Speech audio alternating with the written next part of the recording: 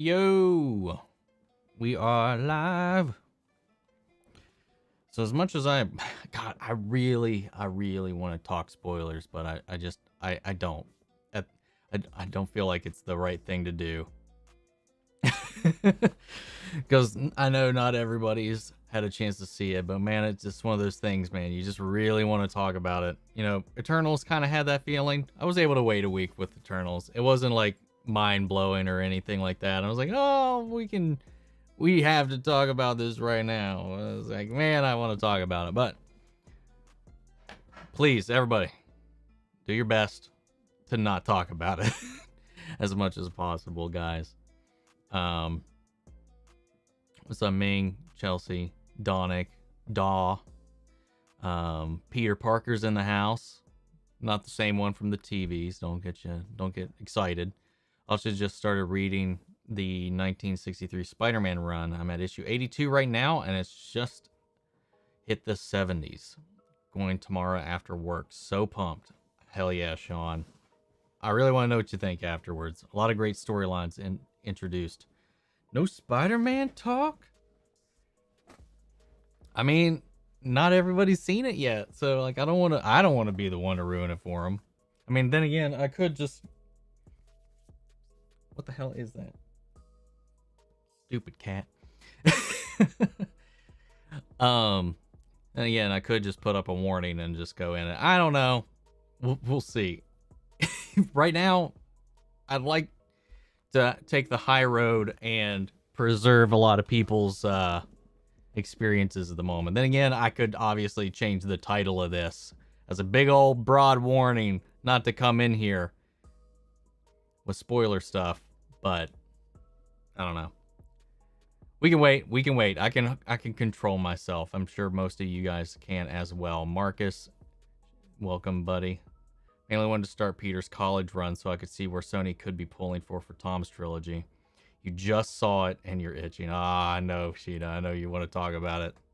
Me and my family saw Spider-Man No Way Home opening day. It's my third favorite Spider-Man movie behind Spider-Verse and Spider-Man 2.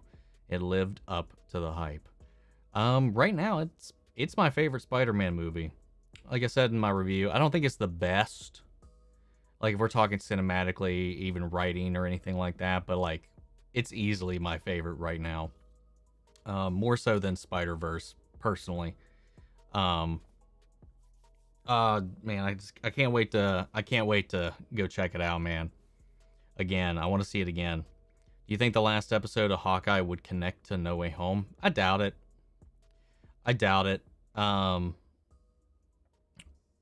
You never know, but I doubt we'll have a direct connection between the two. We know they've referenced at least some things that we knew from the trailers from Spider-Man Home. Obviously, Yelena has mentioned wanting to see the new and improved Statue of Liberty, and we got a glimpse of what that was going to be. Because I don't think work was completed on it, because like in the trailers, it's still surrounded by scaffolding. It could be getting restored more. I don't know, or maybe even it's already been restored, because Hawkeye, from what I understand, is 2 years after the blip. And this movie takes place just, right after Far From Home, which was a few months after the blip. So I feel like, I don't think there's going to be a direct overlay there. So I'd imagine maybe at that point, the Statue of Liberty has been completely restored. Don't know. I don't know what they're going to do. Then again, they're always changing the timelines. The release order of these shows have been changed. I'm not saying they can't, but we'll see. Do you do another live chat after opening weekend? I'd be down to chat about this movie. Oh yeah, we're definitely, if we don't have another stream before the next whining on next Saturday, for sure the spoiler bar will be removed next weekend for spoiler talks on Whining with Omni. So definitely we'll be doing that then. But who knows? We might have one before that, because I'm definitely itching, one, to see it again, and two, to talk about it. So we'll see. We'll play it by ear. I think like 3 issues ago, they introduced Prowler, which is surprisingly was not Miles' uncle. Originally, yeah, correct. When do you think we'll see merchandise with the villains for No Way Home? It's a good question. I really don't know. Um, I would imagine not too far off in the future at this point. I'm pretty sure, the stuff that they had revealed as far as marketing wise for shirts, merchandise, logos, posters, and stuff like that. They did a pretty good job of not putting anything out there that was spoilery. Everybody was like, "Oh my gosh, we're getting so many Spider-Man suit reveals and all that stuff," and that was like the most that ever came of that. So I'm surprised. They're probably holding a lot back, to be honest. So we'll see. I need some Marvel Legends, Doc Ock, Goblin, Electro figures. I'm sure we will get some of those eventually. Hi, Michael. No Way Home was orgasmically amazing. I agree. It's one of the first times in a long while that I've felt a theatrical, and I know it annoys some people, but my theater like vocalized their excitement. And it's the first time we've had anything similar. I mean, it wasn't at the scale of Endgame. That was like deafening, even in my theater, which is a relatively small area that I live in. So like it was like the same thing. This was like lighter than that, but there's definitely going to be some there's definitely some reactions, and myself included, man. There were some times where I just couldn't hold back, and I was like, holy shit. I didn't like yell or anything like that, but I was just like, or I laughed or whatever. I wasn't obnoxious, but there were a couple people that were clapping at like every damn thing that happened, though. I will say that. I was like, what? Calm down, people. That was just a thing. I think Marvel Studios will soft reboot Daredevil in the MCU. Oh yeah, I mean that's what the actors have said up to this point. I assume that they're not going to imply that the Netflix series is canon to the MCU, just that they're keeping these actors on the payroll. Because I just don't see a world where Disney will advise you for homework to go watch something on their competitive streamer. Because they can't license those shows. I mean, they could if they wanted to pay for it, I guess. But those shows are owned by Netflix. Those episodes are owned by Netflix. And I don't think they want to do anything that draws people over there. So they're keeping the elements that they can control, like the actors, the performances, and we're going to get some similar relationships, maybe some similar storylines that may have happened, but they're going to be altered a little bit. Think of them like same actors, but variants. Just like with J.K. Simmons playing J. Jonah again in the MCU, but a different J. Jonah. I think that's what we're going to be seeing here. With Hawkeye and whatever they plan on doing with Kingpin. Vincent D, man. Vincent D. I think, what would you say is the better trilogy? John Watts, Sam Raimi's trilogy. John Watts or Sam Raimi's trilogy. If we're talking a trilogy, all components of that trilogy, I would say, this is going to be controversial. I think the John Watts films are a better trilogy because there is a through line from Homecoming to Far From Home to No Way Home. There's an arc for Spider-Man's growth within the MCU. Sure, there's some things that happen between those films, but they have like a trajectory. Like we're following a kinetic story that follows through. And only because of the meddling with the studio in Spider-Man 3 of Raimi's trilogy, I feel like that, as campy of a movie that it is as it is, and as fun as it is to watch, and how much I enjoy that movie to this day, I think it definitely, as far as the trilogy goes, takes a little bit out of it, definitely weakens it a little bit, especially with the weird stuff with Harry and MJ and some of the stuff that they did in that, and the retconning of Ben Parker's death and stuff. It was just like, it is what it is. But those first 2 movies were really great. But if we're talking trilogies, all 3 components, I think it's definitely, I think John Watts just has a better, more consistent trilogy. It's whining. I've been saying winning to myself for months. Yeah, it's whining, man. That's why I drink wine. That's why it's spelled like that. For me, as a DC and Marvel fan, both Armageddon and No Way Home are good. Oh yeah, 100%. It's been a great week for comic book fans, man. I really enjoyed the Flash's event this week, concluding. A little weird, some decisions here and there, but overall it was a lot of fun, man. A lot of fun. Then on top of that, Hawkeye has been blowing my mind. And I've said this in my reactions. Don't know if everybody's watched it. Clint has easily become one of my top 10 favorite characters in the MCU because of this show, because of this exposure we're getting to his personality a little bit more, to his values. I don't know, man. I really dig it. And I hope Clint survives this whole thing. Supposedly Hawkeye takes place in December 2024. Yeah, I don't know. I can't remember where I heard it. I think somebody mentioned it in the comments, or maybe it was in a new Rockstars video. I can't remember. I never actually bothered to go look up the source. So I mean, I could be completely wrong about when Hawkeye takes place, but that's what I had heard. It was 2 years after the blip, but I don't know. Might be wrong. Let's see. How do you think they could make the Daredevil series canon to the MCU? Honestly, there's not, as far as Daredevil goes, there's not a lot of things you have to wiggle around to make it canon.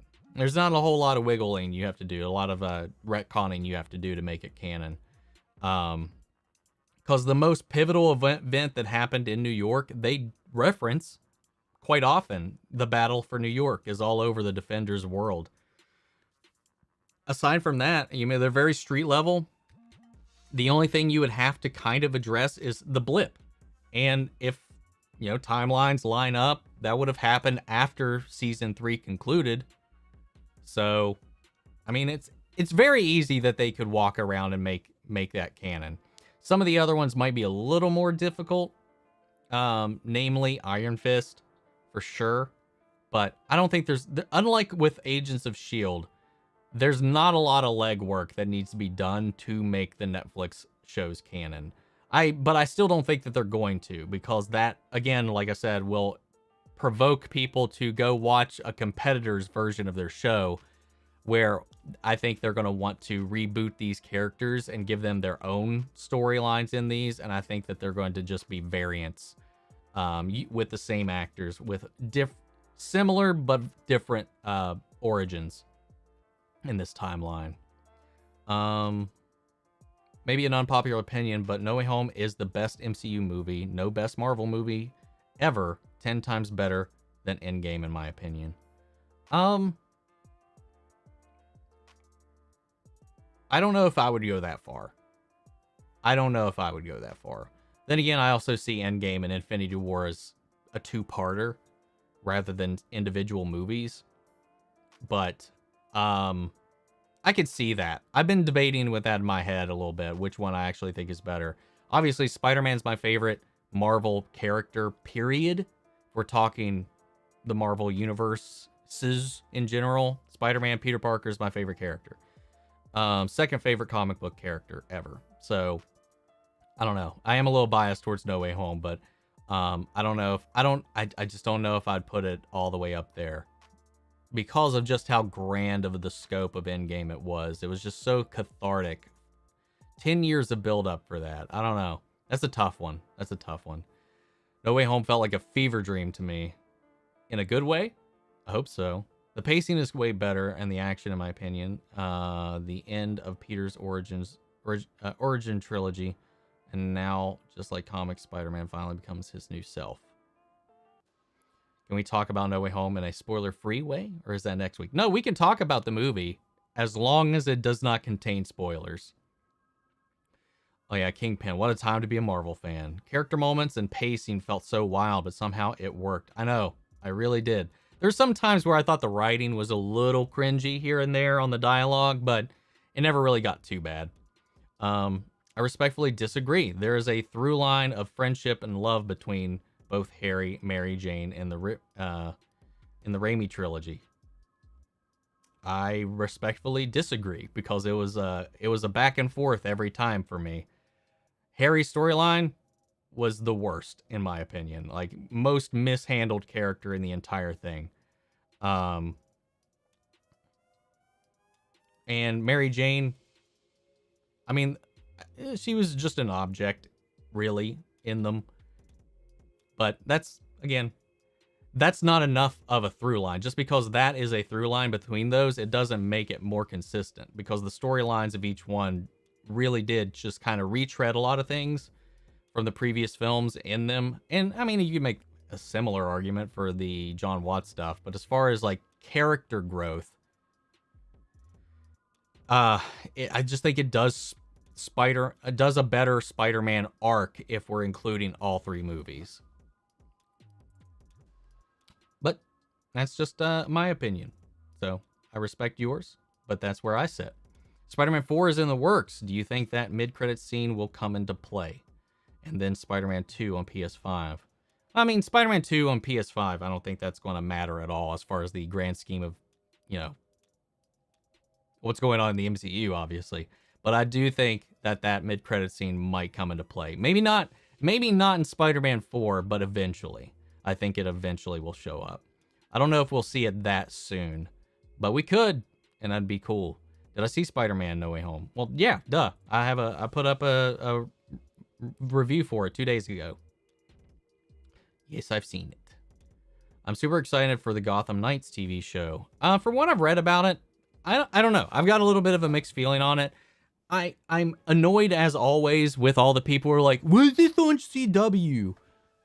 CW ruins everything. We need a bigger budget than that." I was like, people just do not understand the current relationship with Warner Brothers, DC, and HBO Max and CW right now.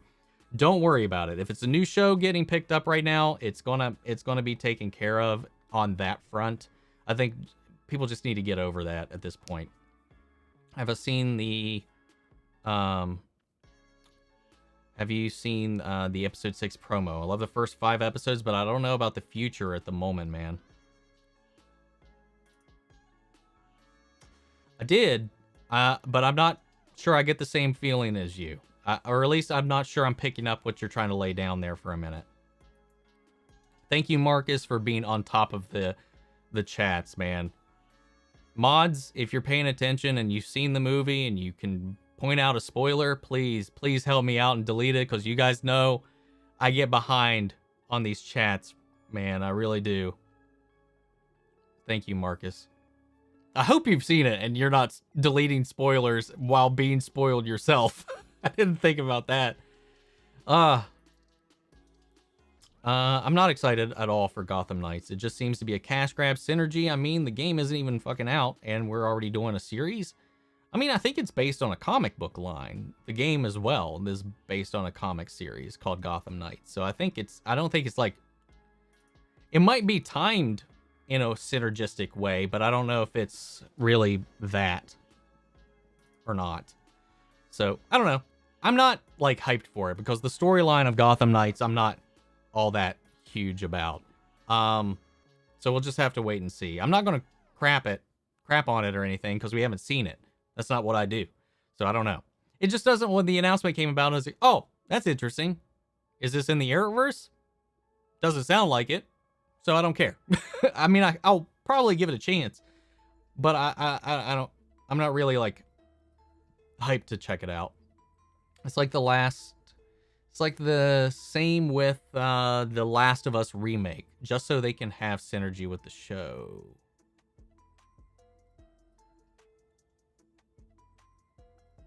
Oh, like the PS5 remake, I think is what you're talking about. So 2 Christmases after the blip, or roughly 14 to 16 months. Don't remember exactly the time of the return of the blip. Okay, thanks, Sean, for clearing that up. I don't think the Netflix shows are going to be canon because Disney ain't going to want to encourage people to go watch shows on a competitor streaming app. Exactly what I said, Anthony. Exactly. I agree with that. Hi, man. Went and saw No Way Home on my birthday, so that was good. I'm glad. I hope you had a good birthday, man. Happy birthday. Happy belated.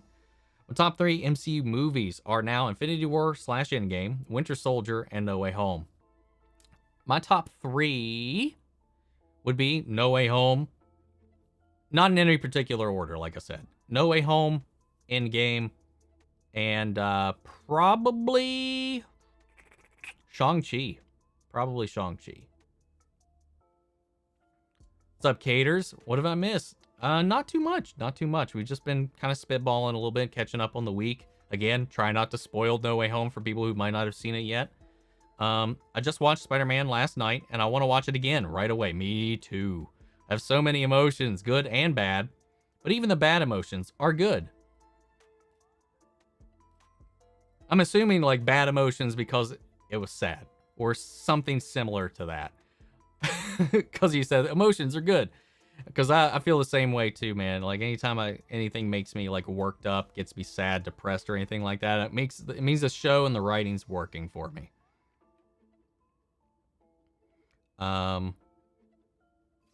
Let's see. I just scrolled down, and sometimes the chat thing jitters around, and I miss stuff here. I'll say that the ending to No Way Home is perfect, setting up for something great. Hope so. I really like what the way they closed it off, because it really does feel like the end of a trilogy. But we know that it's not the end of the Spider-Man. They've been very vocal about that here recently, so I'm excited to see what the future holds for this relationship as we move forward. Or that Hawkeye season finale rated as TV-14 LV, which means there will be the use of strong language, intense violence. Fisk is going to be decapitating someone with a car door again. Oh, God, we can only hope. We can only hope. I think that J. Jonah Jameson works best with his connection with Peter. Having him with Peter shows his morals and what he is as a person. In No Way Home, I thought he wasn't as interesting. No, I'll agree with that. I don't think J. Jonah works all that well. He works as like, I mean, as much as he works like in the PS4 Spider-Man thing, because it's a very similar dynamic. Which makes me wonder, like, what's Peter's adult life going to be like? Because the Bugle is a very different thing in this iteration. Is he going to work with J. Jonah? Is he still going to take pictures of Spider-Man? How does that relationship work if they want to build off of this and do maybe an older Spider-Man kind of story? I don't know. I don't really know what their relationship's going to be like. Because right now, it's just like he's just that guy who wants to catch Spider-Man with his pants down. He's just basically a glorified paparazzi guy, conspiracy theorist with his own web show that happened to blow up off of the fame. Because if you notice, it's not... Is it a spoiler? It's not like integral to the story at all. There's a noticeable change between the way he makes his show pre-Mysterio to where he gets all that attention, that notoriety, and then things kind of evolve for J. Jonah. But yeah, it is what it is, man. Not a big deal. But yeah, I feel you there. I think you can see the human side of J. Jonah when you're pairing him off of Peter, but then, you know, I don't know. They work better as a duo, I think, rather when you have his perception of Spider-Man versus his perception of Peter kind of thing. I don't know. I don't know if I'm making any sense. Seen No Way Home twice, and I loved it even more the second time. Can't wait to watch it as much as I want on Disney+.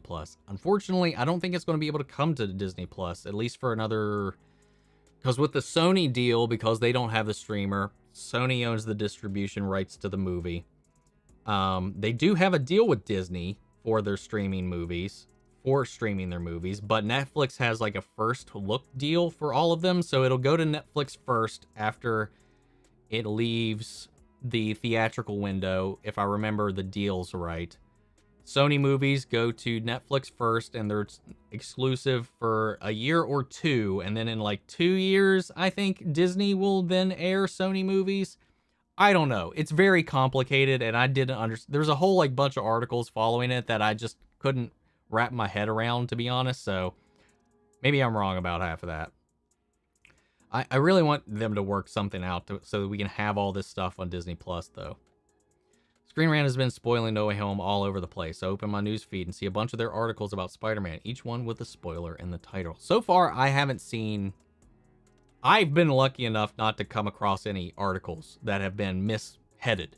It'd be like post-credit scene explained, or No Way Home spoilers, or something like that. Like, I don't know. I've been super lucky. Even when I'm opening my phone to post, like, to promote one of the videos I just uploaded or something like that, I've been pretty lucky as far as, like, not getting anything ruined going into it. But yeah, I'm sure now there's going to be a lot of a lot of floodgates opening, especially now that it's publicly available. New Rockstars just posted that if you guys haven't seen the movie, update your notes in your mute topics to include ours, because they're going to start spoiling stuff and making videos. So I was always really worried about looking at my YouTube feed, because there's some people on my feed that I subscribe to that I was just really concerned if they'd be able to restrain themselves at all. And luckily enough, everybody kind of held their cool for the most part. So quick thoughts on No Way Home. This is my favorite MCU Spider-Man film. I admit that the first half cut down on the jokes, but nearly everything about it worked so well. I'm something of a scientist myself. Well, people are really trying to spoil, I guess. I don't know. I didn't see it before it was deleted, so Marcus has watched it already. Good, man. I'm not putting you, sacrificing you, making a martyr out of you or anything. That's good. For Spider-Man 4, I would love to see introduce Harry and Gwen Norman Osborn, Black Cat, Kingpin, and Scorpion, team up with Daredevil, Zendaya, red hair as MJ. Who knows? Who knows where things are going to go from here? I would really love, though, to see Kingpin really get his hands into things. Have like a Spider-Man versus Kingpin setup. Now that we know he's in the universe, that would be cool, because I always like Kingpin as a villain.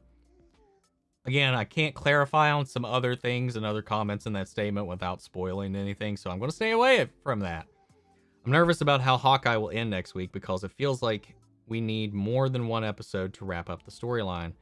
That's always been my feeling with a lot of these Disney Plus shows here as of late. Oh, I just saw a super chat come in. Thank you, Psy Girl, for the super chat, for the super sticker. Thank you. Thank you so much. It was a little delayed there. I saw it pop up on this side, but it hadn't actually showed up in the chat yet, so sorry about that. Let's see. Yeah, I agree with you. I felt like that about all the Disney Plus shows so far. It feels like there's always so many threads that we're juggling that I'm like, how are we going to wrap this all up in one episode? I don't know. We'll see. Crossing my fingers, man. I'm hoping it's a good one. The problem I have with Watt's trilogy is that we don't know much about MJ as a character. All we know is that she is into murder stories and likes Peter, Gwen in the web movies. It's more fleshed out.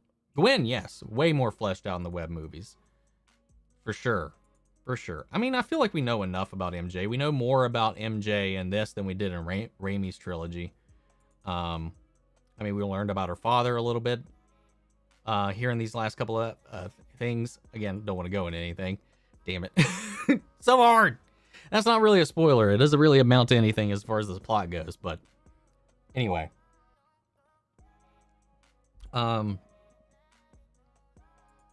She has a character is at least a big part of it. Because my problem with MJ in the Raimi films, and it's a problem a lot of people have as well, is that MJ's character in the Raimi films is just, she's nice. That's it. She's a struggling actress. She's nice. Shitty home life. That's it. She doesn't really change over the course of the movies at all. Like, she's stagnant. I don't know. Passive. She's a passive player in a lot of the movies as well. That's my only problem with that, is I don't think the Raimi trilogy really did a good handling of MJ. Like I said, as more than a plot device. And the thing that I think the Amazing Spider-Man movies did extremely well was the relationship. Like, whatever the writing for the story, the plot, the villains, or whatever, my favorite part of both movies is Andrew Garfield and Gwen Stacy's relationship, their dynamic, and their chemistry. It's really well done. It's one of the things about the movies that I will endlessly praise because they were just so well done. Yeah. So, like, I can feel you there on that one. You think the No Way Home can crack $1 billion? Unfortunately, right now, I doubt it. I doubt it. With the pandemic and stuff, it's possible. It did have. I wouldn't say it's possible. It's the most likely thing out of anything we've had going on so far. I'm just not like, I wouldn't put money that it's going to crack $1 billion because of the pandemic.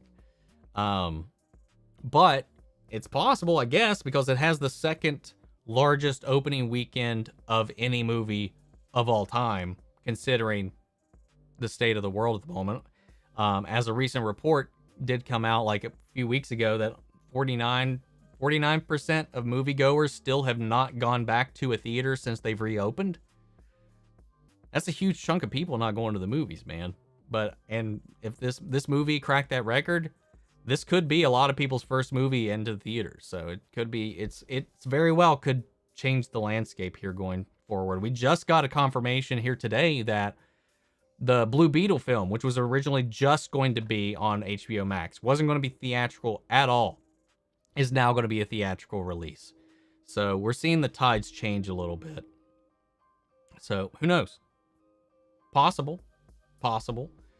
I just think the Bart Norris stuff is giving me season 7 goofy feel, but I am going to watch the show already.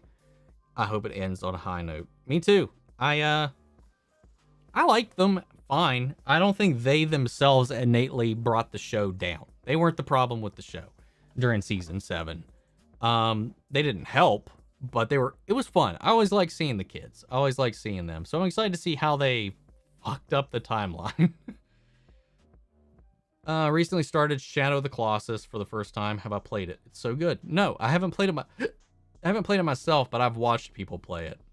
It's not one of those that I've seen. Michael Giacchino's Spider-Man theme is terrific.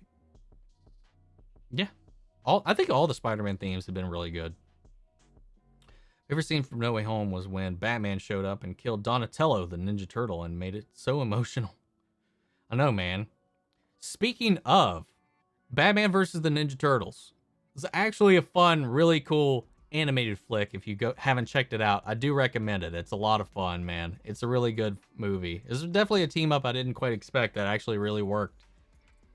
As Elizabeth Tulloch has said that her favorite episode of Superman and Lois is episode 11.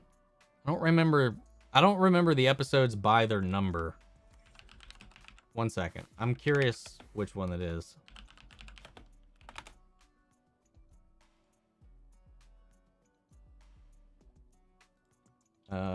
Can I just...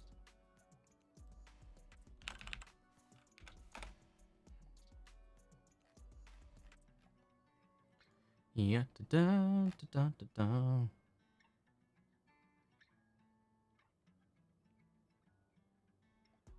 Oh, okay. That's like the one that's like mostly all flashback. I mean, that's a really good episode. That's a really good episode. I mean, I won't fault... I mean, I can agree with that. It's not my favorite, but I can see why it would be for somebody. I did really like that episode, though. Saw No Way Home last night, and it was amazing, and it's one of the best Spider-Man movies up there with Spider-Man 2, Spider-Verse, 9.5 out of 10. Gonna see it again on Monday. So jealous of everyone that's watched No Way Home. Gotta wait till tomorrow. I'm doing my best, man, to keep this up, make sure this is a safe place for people who haven't seen it yet. So far, I think we're doing a good job. Mods, you're getting things done, man. Sorry I'm late. Today is my birthday. Happy birthday, Sixy. Never apologize for being late, man. Tomorrow we'll be here before you know it. Can't believe we have to wait until May for Doctor Strange, but maybe that's better. The Batman is in March, and it'll give us a bit of a break to take in the Marvel goodness we got this year. Don't forget, Morbius is next month, too. So we have Morbius next month. But yeah, it's crazy to me that the Batman is so close around the corner. Same with Multiverse of Madness. Honestly, it feels weird that it's even that close to me. Even though it's, May? I would expect it to be way farther out. Do you think Willem Dafoe should play or voice the Joker? I think he would do great at both. Again, I think he's getting a little up there in age as far as playing the Joker. But I think he would make a great Joker, all the same. I totally forgot about all of that. Thank goodness I have Netflix too. My birthday is on December 19th on a Sunday. Well, happy birthday tomorrow.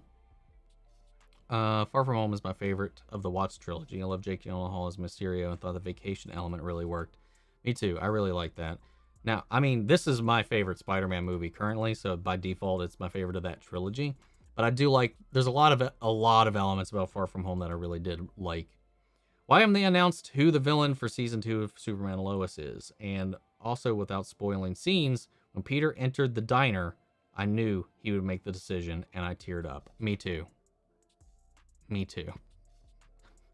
I knew that was coming, man. I knew that was going to come.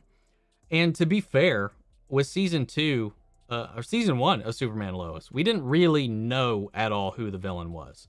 There was a couple of leaks that came about that alluded to a Luthor being the villain, which was really a mislead in the end. So I don't know. I mean, we went into, I feel like we mostly went into season 1 blind. So I'm not too worried about it. I'm sure we'll get some more information before too long. Just read the Grant Morrison's Final Crisis, his reputation for being frustrated. You posted that last week, Kazi. That exact same thread. That exact same comment. Almost word for word. I'm so happy he said, let Scooby-Doo this shit. Yeah, that was a weird edit that they included in there. I get it for TV, ad purposes or whatever, but yeah. I watched No Way Home on Wednesday morning, the day of its release in the UK. I'm so glad I did, because by the end of the day, I saw spoilers pop on YouTube. Do I prefer Hawkeye or Falcon? Hawkeye so far. Hawkeye, I think, has been the more enjoyable show to watch. And I think it's been paced out better than Falcon has been. There's some really good elements of Falcon and the Winter Soldier. Especially the elements of the political commentary. Even though they don't get too deep in the woods on it, which I wish they would have got a little bit deeper into some of those things. Falcon and the Winter Soldier does have a warm spot in my heart, but right now, man, I'm just really digging the vibes of Hawkeye. Falcon and the Winter Soldier is honestly probably my least favorite out of all the lineups so far. But I like them all, so it's not like that means I dislike it or anything like that, but I think it is the weakest of the shows, and you can definitely definitely more so than the other ones you can feel how them changing the storyline through the development process affected it because of the missing plot lines, the scenes and stuff that go nowhere. I don't know. Overall, it's just the weakest in my opinion on the shows, but still some really great moments in there. I think there could be a season 2 of Hawkeye with Clint showing up. Have they said beforehand whether this is a limited run or not? I don't remember. I can't remember if this is going to be one of their limited series or not. But they could. Kevin Feige has said this isn't the end of the road for Clint Barton. Whatever that means. So, who knows? Who knows? Saw No Way Home on Thursday, and all I'll say is No Way Home is tied with The Eternals and The Amazing Spider-Man 2.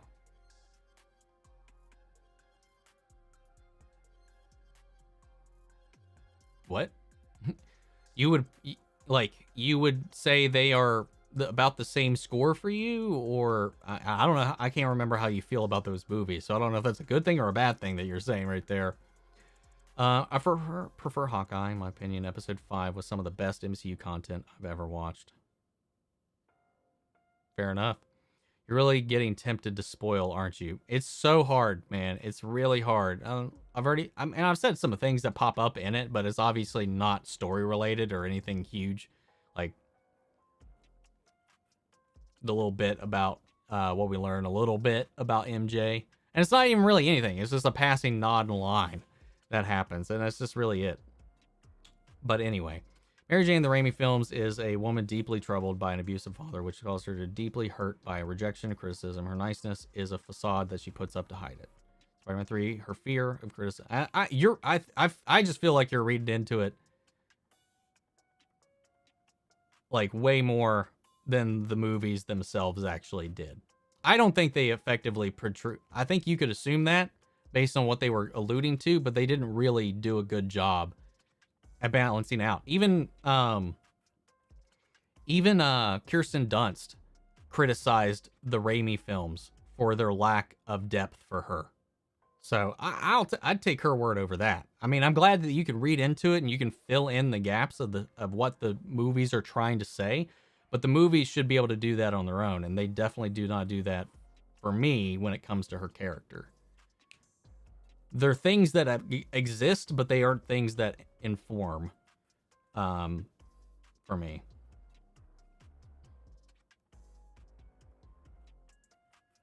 Let's see.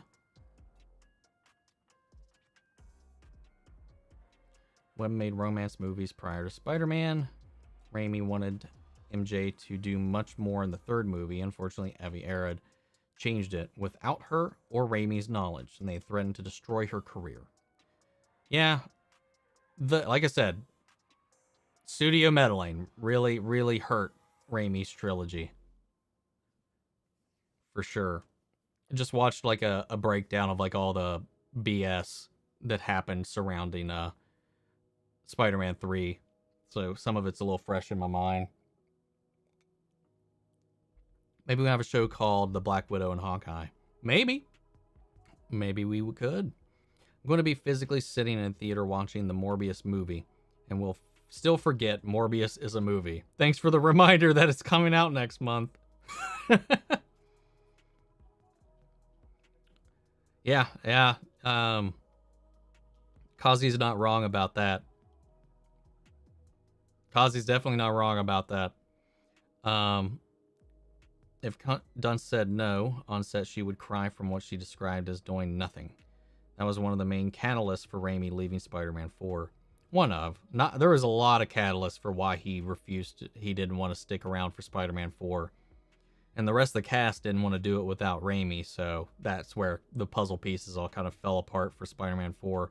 Honestly, I feel like there was a lot of sabotage going behind the scenes with them based on a lot of things that I've heard and read as far as why they didn't move forward into Spider-Man 4, because they already had a treatment for a reboot while Spider-Man 4 was still being talked about.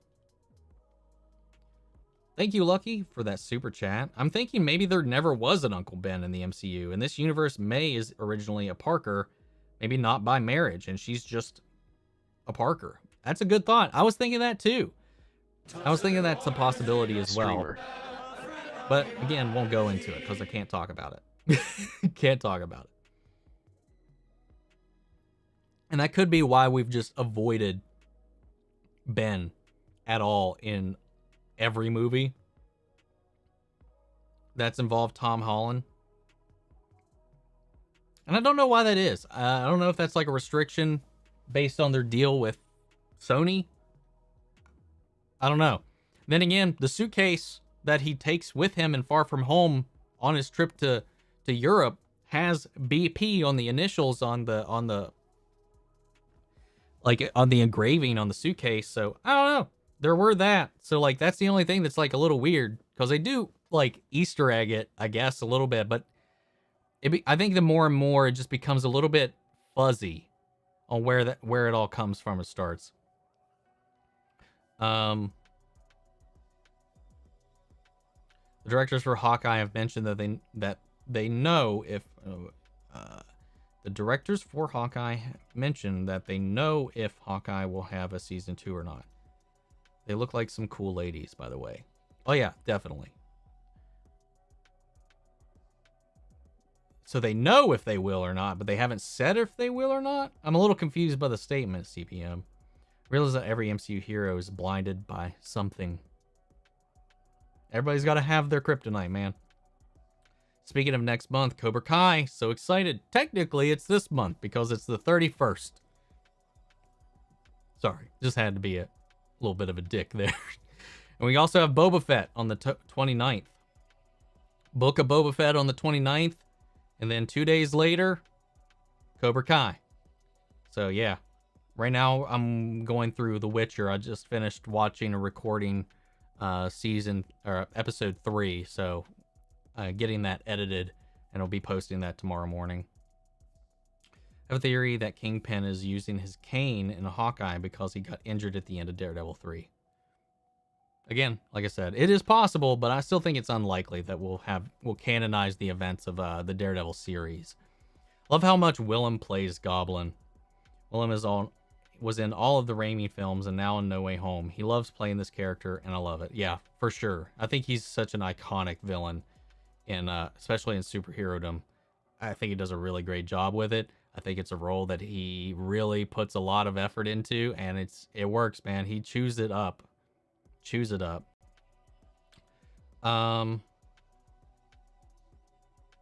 Spider-Man No Way Home is amazing. Thanks for that reminder. No problem, man. I'm caught up. I'm caught up, man. At least on the chat for now. Yeah, man, I love it. And again, like Kyle, I'm not also trying to rag on this Sam Raimi trilogy because that's what I grew up with.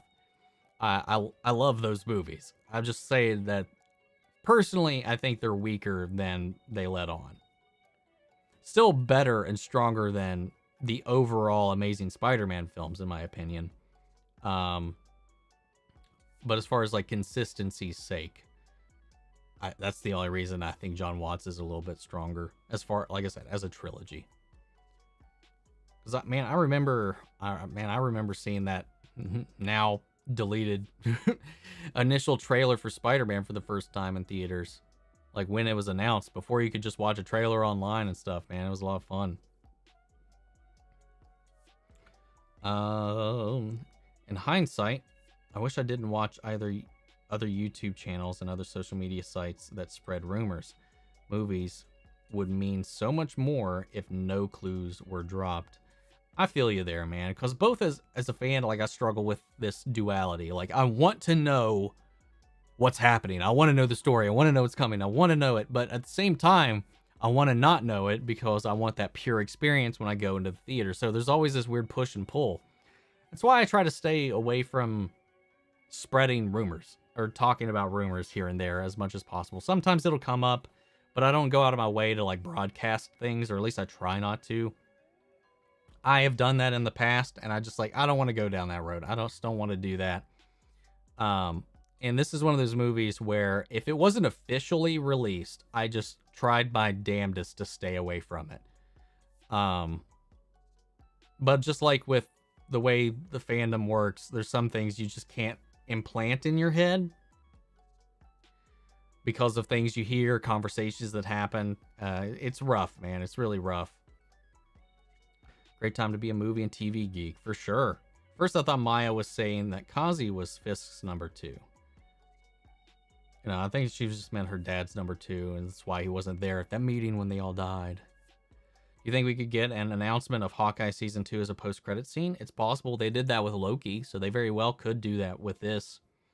Keep saying about Final Crisis, because Snyder DC fans keep saying that this is how his universe is supposed to be, even though the book they are praising is not regarded that well regarded to begin with. Well, nobody prompted that opinion, Kazi, and I know you just love to come in and force these conversations with Snyder stuff. And again, drop it. And we're not talking about it. We're not talking about it. Anyway. Remember the days when we had to wait for trailers to drop on iTunes?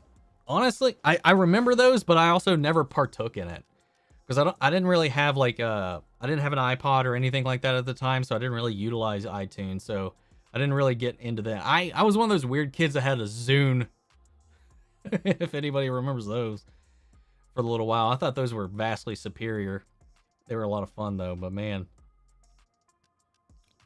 I mean, trailers, when I was growing up, I mean, it was just TV and the theater most of the time. Then I remember when they started to be a little more publicly accessible, which is crazy, man. They were asked in an interview if Hawkeye will have a season 2 and implied that they knew if it would and couldn't say. Okay, fair enough. Okay, that's what I thought you meant. So this would say, do you think we will see other Daredevil actors return? I hope so. I hope so.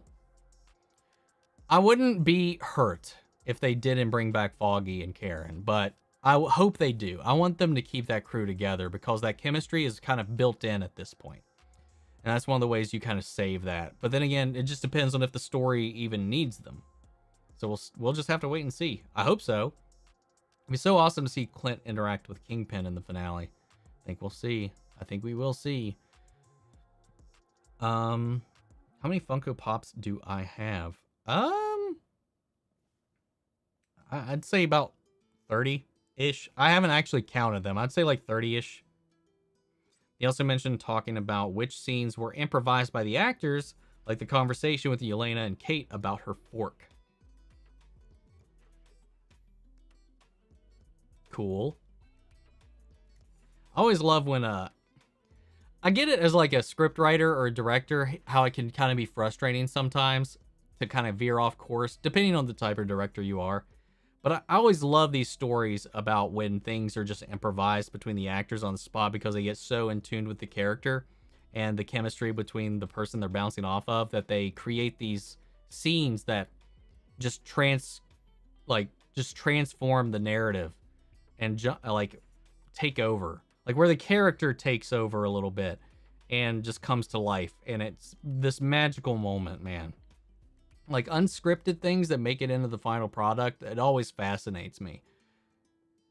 I have to log off now and get some coffee and start my day. Don't know if it's been asked already. Are you planning to do a live spoiler chat for No Way Home? I want to be there for the live chat if ever.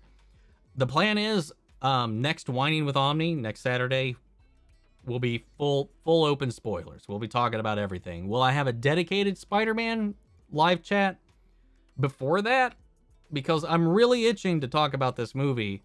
So it's possible we could have an impromptu live stream sometime this week. Maybe even Monday. I don't know. Right now, I'd just say keep your eyes open. But for sure, if you have any questions, spoiler related, we will be able to talk about them next Saturday. Because that's basically the embargo I'm giving myself for the community at least. I just really hope that the Flash movie has Grant as Barry and Ship as Jay. I doubt we'll get both. I doubt we'll see Grant. I'm starting to doubt. I just hope they at least reference him. He deserves to be in it. Both him and both him and Ship. So I hope they're in it, man. I really do hope they're in it. Merry Christmas, everyone. Catch you all next time. Take it easy, Caters. Thanks for stopping in. Scene between Kate and Yelena was legendary. I agree. I really love their back and forth, their banter. What team up movies would you like to see? I really want to see Hulk and Spidey team up, or Punisher and Deadpool. I'd like to see, as far as like a team up we haven't actually seen, I'd really like to see oh shoot. I had one. I'd really like to see this a Spider-Man and Daredevil team up. Next Saturday is Christmas Day. Oh shit, is it? I didn't know that. Okay, so maybe we will move Whining with Omni to a different day. I didn't realize Saturday was Christmas Day. That's my fault. So who knows? Shit. I don't know. We'll keep it. This is going to be played by ear, man. I'm sorry, guys. I completely blanked on Saturday being Christmas Day.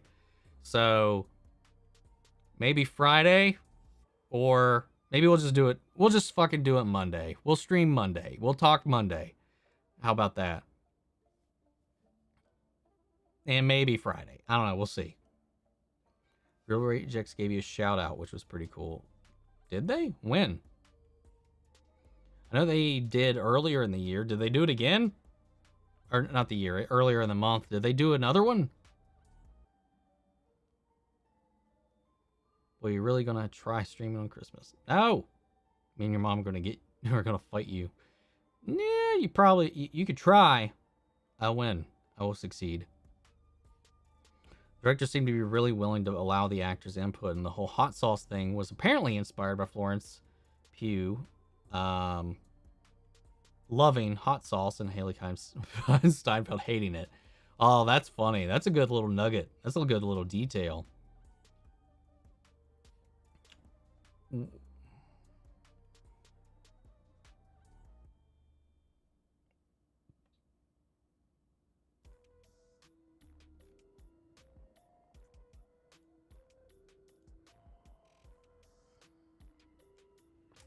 Let's see. Why didn't that work? There we go. So, guys, remember, post-credits, mid-credits, any credits, anything like that that's not floating around, that's still a spoiler. People might not know what's at the end, so please don't talk about it. Again, that's going to be another thing off limits for next time. Really like the final episode in Armageddon. I was happy to see Caitlyn get an important scene for once. Me too, man. Her back and forth with Thawne was really good. I loved that whole little bit. It was just really well done. Even though I feel like some of the characters were acting a little bit out of character, it was still a really interesting episode. Still, I don't get the logic that taking away Thawne's speed would save him from time deletion. That shouldn't matter. He should be deleted either way. So there are some logical leaps that don't make any sense in the episode, both with the characters and with the plot itself, but it's whatever. I had fun with it, and that outweighs everything about the all the negatives. Easy. Good to know they had a lot of chemistry as actors. Hopefully they team up a lot in the future. Yeah, I hope so too. I think their chemistry is really strong. I'd really like to see more of them together. But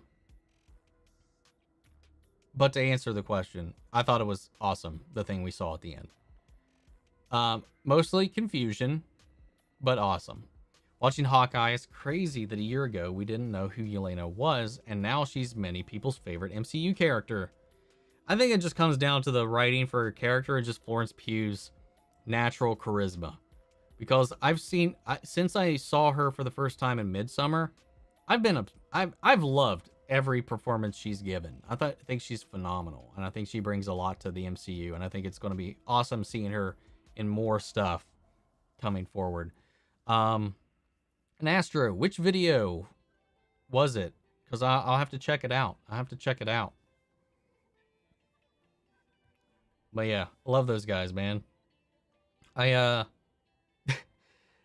Before our screening, because I went to a Regal, I don't know if it's everybody, because like Greg was just on screen for Nuvi talking about Morbius with stuff with Brad Lambert and stuff like this. So he popped up, and I just ended up texting Greg. And I was like, dude, you're blowing up my feed with all this Spider-Man stuff, and then here you are invading my screening. You're in my theater. What the hell, man? You can't get away from you.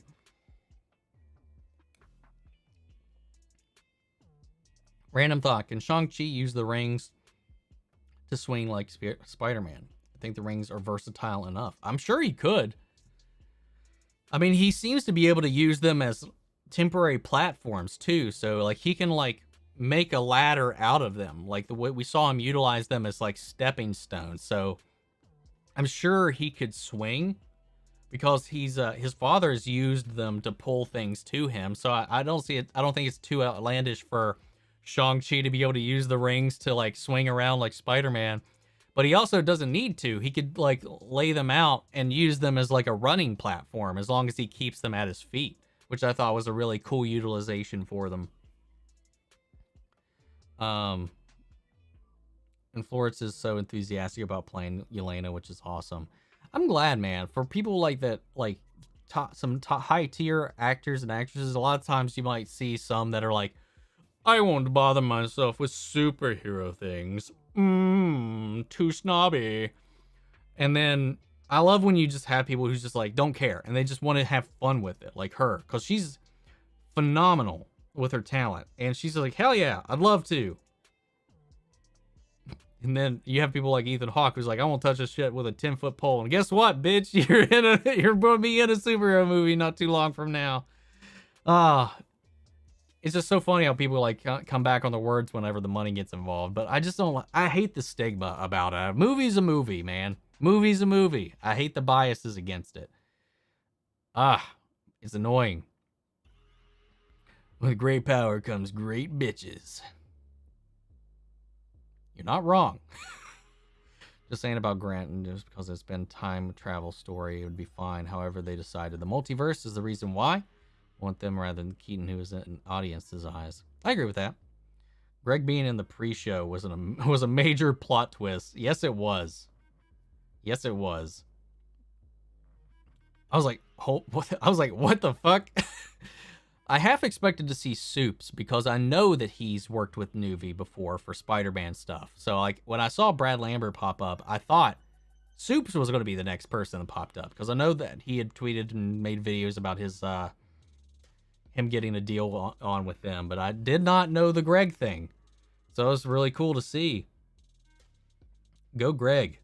Shang-Chi and the Legend of the Ten Swings coming to the theater near you. If you haven't watched Hot Ones, watch the one with Simu Liu on there. I love that, man. Shang-Chi and the Legend of the Ten Wings. I love dumb puns, man. Cobra Kai season 5 is almost done shooting. Man, already? Damn. Shout out to Vincent D'Onofrio for keeping faith in Daredevil community and having Feige keeping him as Kingpin. It's going to be great seeing him interact with the big boys. I know, man. I know. Holy shit. He's just been really driving it home for a long time. He's been championing his own stuff, like both sides of the coin. You know, the MCU, as well as keeping people in faith with his own stuff, you know, with his performance and all that. So Vincent D is just as responsible for keeping himself in the game as us, I think. Martin Scorsese playing Galactus. That would be something, man. That would be something. Astro, you have not told me which video that they shouted me out in. I want to know so I can check it out after the stream. I need to know. What do you want to see in the new College trilogy?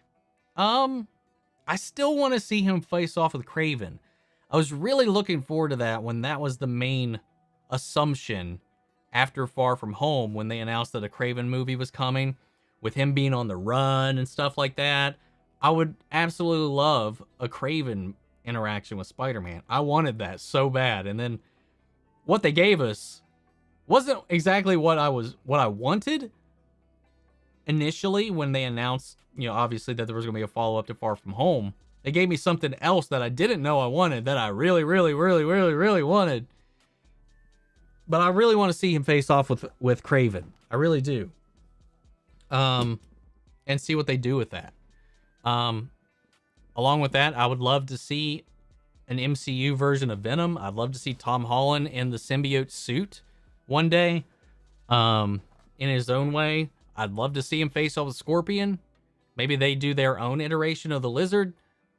Because I still prefer, my favorite version of the Lizard is still the one from the 90s animated series. I'd love something more in line with that. I think it was done a little bit better in this than in The Amazing Spider-Man with his design. Even though it's very similar, but it does look a little bit different in this movie. But I'm not a fan of the no snout. I like the snout.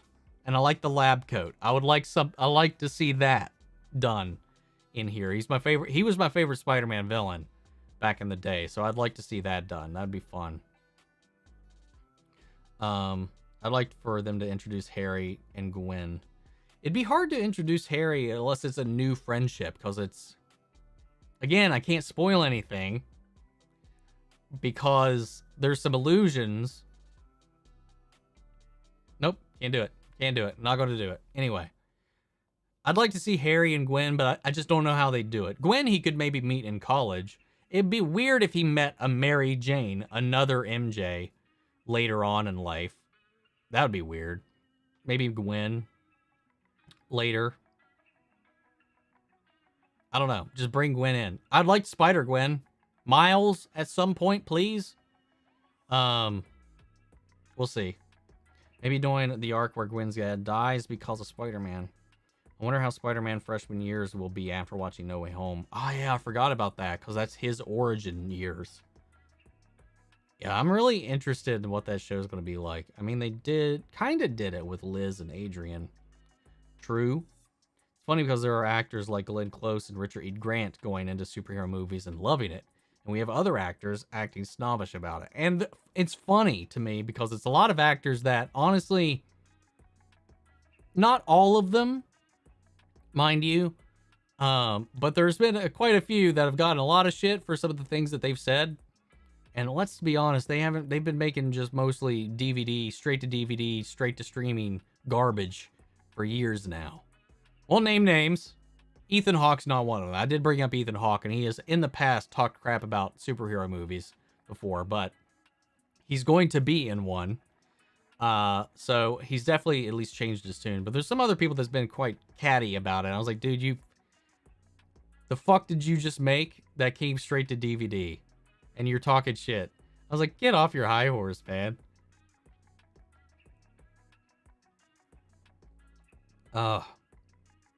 Denis Villeneuve directing the new Avengers. Denis, like, for directors, I feel like is a little bit different because it's like a wheelhouse of creativity that they want to drive in. Directors want to tell stories that are meaningful to them. I can forgive a director for not vibing with superhero movies. Actors is like a kind of a different feel. I could get it if they're not into it, but they should try to branch out and experience other things. I don't like the closed-mindedness of that. But like a Martin Scorsese superhero film, I just don't feel like that would be a natural place to put a Martin Scorsese film. I wouldn't want to force them into anything. And Denis said that the only superhero film he would be interested in tackling would be a Batman film, which would be really cool to see. So there's like, I get that, because like they're the ones going to be driving the creative force behind it. And if they're not into it, then it's probably not going to be a great movie. I don't know. It's a weird dichotomy that comes out of it. Also would love to see Peter Parker interact with Fantastic Four. Maybe him and Johnny Storm can be buddies as Peter and competitive rivals as Spidey and Human Torch. Possibly. John Watts is directing the Fantastic Four, so it is possible. I'd like to see the Chameleon in one of the new Spider-Man movies. Oh, that'd be... I would, but I feel like that would be something they might want to avoid because of the upcoming relevance of the Skrulls.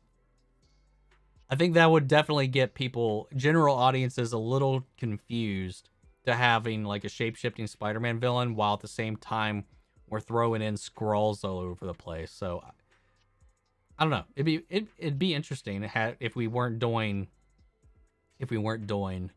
like the Skrull stuff with Secret Invasion and all that. I love Lab Coat Lizard too. I'd love to see Chameleon in one. Okay, I read that one. Donald Glover is still out there as the Prowler. That is also true. We could see them go toe-to-toe, possibly. I definitely think, though, we might see Kraven last hunt story arc if Kraven is in the new trilogy.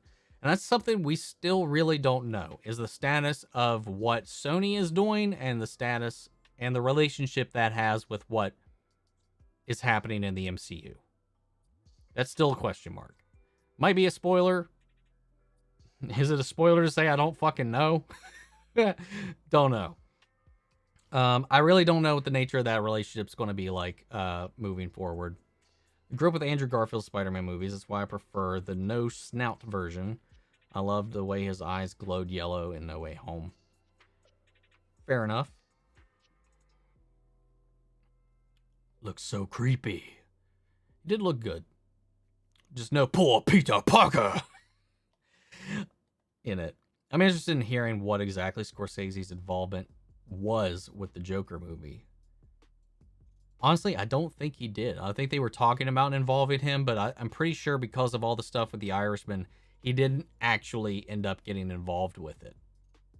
To be honest, I could be wrong, but I remember that being talked about a lot, that he was involved with it, but I then remember reading something saying he really didn't have anything to do with the creative process behind it.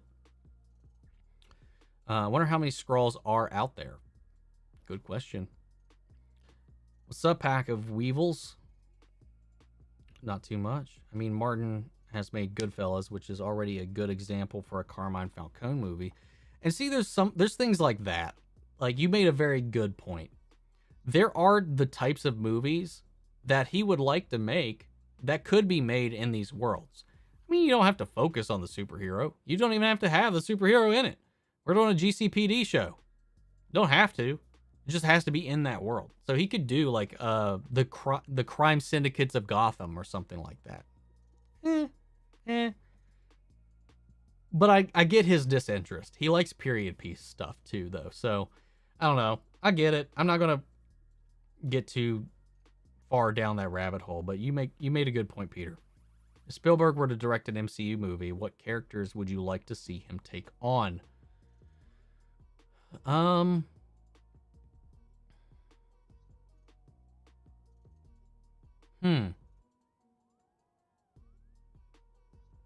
don't know. I really don't know.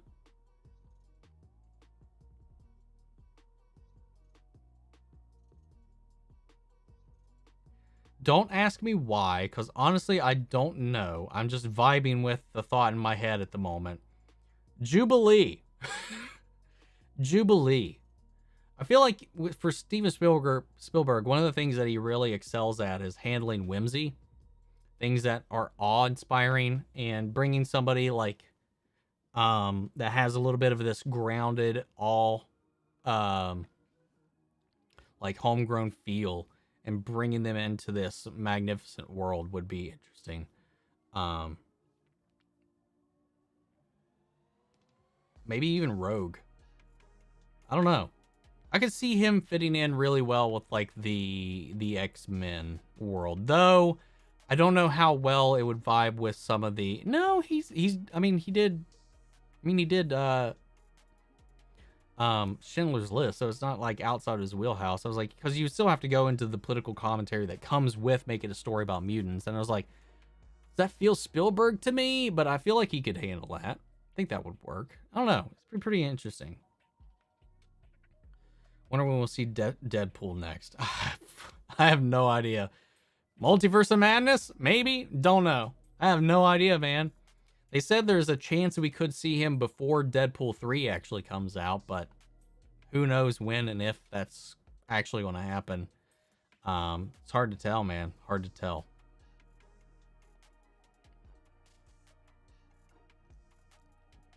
Kingpin is coming.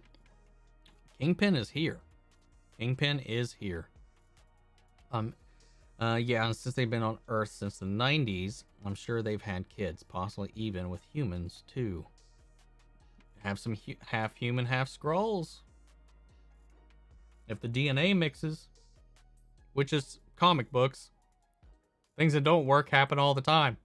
That's why we end up with half Kryptonians. Kryptonians. Damn. Spielberg for Eternals 2. I don't think that would be the right scope for Spielberg. Something grand like that. Denis, I think would be a good fit for something Eternals related, something cosmic. I think Denis Villeneuve would be a great choice to do something cosmic for the MCU with his visionaries, like his vision that he can bring to life. Like with Dune, the dude sold me with scale, scope, and all that stuff. Even if like Dune wasn't as emotionally resonant as a lot of movies that I tend to like, I still liked the movie. I knew what it was doing. I just never really felt much throughout the movie other than awe. Lots of awe. But man, did he get the scope right. So if you could strike a balance with that and a script that has a lot of heart in it, it could really come together. Thomas saving him from a rival gang, and then in 1983, and the Falcons kill the Waynes, but without Carmine's knowledge. Then Carmine take control of the family in 1985. Not bad. You got a good plan there. You got a good idea. Denis for a Silver Surfer trilogy and Adam Warlock movie. Maybe. I'm really curious about Adam Warlock and what they're going to be doing with him, man. Really am. Oh yeah, we have do we still have that Guardians holiday special coming out? When's that supposed to come out? Or is that next year? I forget.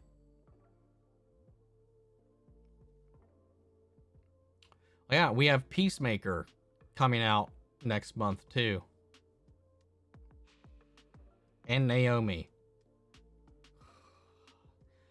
I don't know if I'm going to react to Naomi. I honestly don't know. with it's a lot of there's just so many shows going on at one time, man, because the Book of Boba Fett's still going on.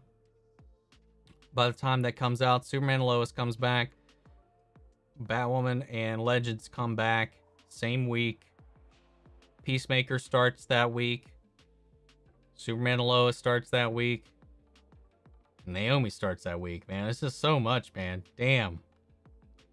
Should know Brad Bird for F4.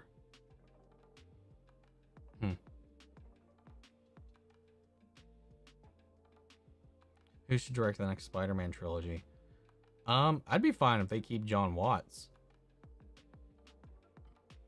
Because he knows this Spider-Man better than I think anybody else is going to. I'm sure you could get a different flair or something if you brought somebody in, but I don't know. I honestly really don't know who would have a good flair for continuing Spider-Man. Spielberg for She-Hulk? That could work. That could work. Do you think we could see other cameos in Multiverse of Madness, like Captain Carter, Professor X, Hugh Jackman, Wolverine? Oh yeah, it's definitely possible. It's definitely possible. By just sheer nature of what the movie's going to be about, I'm sure it's definitely possible. Ben Affleck is Daredevil. I'm sure, man. Let's do it. Thawne is an anachronism. He never lost his speed, just not fast enough to go back home.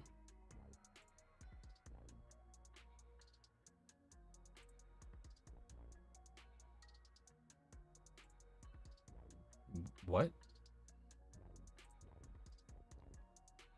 I mean, he's always been an anachronism. And he's had enough speed to time travel all he wants. It was only in season 1 that he wasn't fast enough to go back home. He could go back home anytime he wants. Since then, he just doesn't because he just wants to kill Barry. But he does not have speed now. He is no longer a speedster, at least from what the show says at the end of this event. Boba can't wait for him. I think the Spider trilogy, the director should be Greta Gerwig. You know, I don't know if I've actually seen one of her movies, to be honest.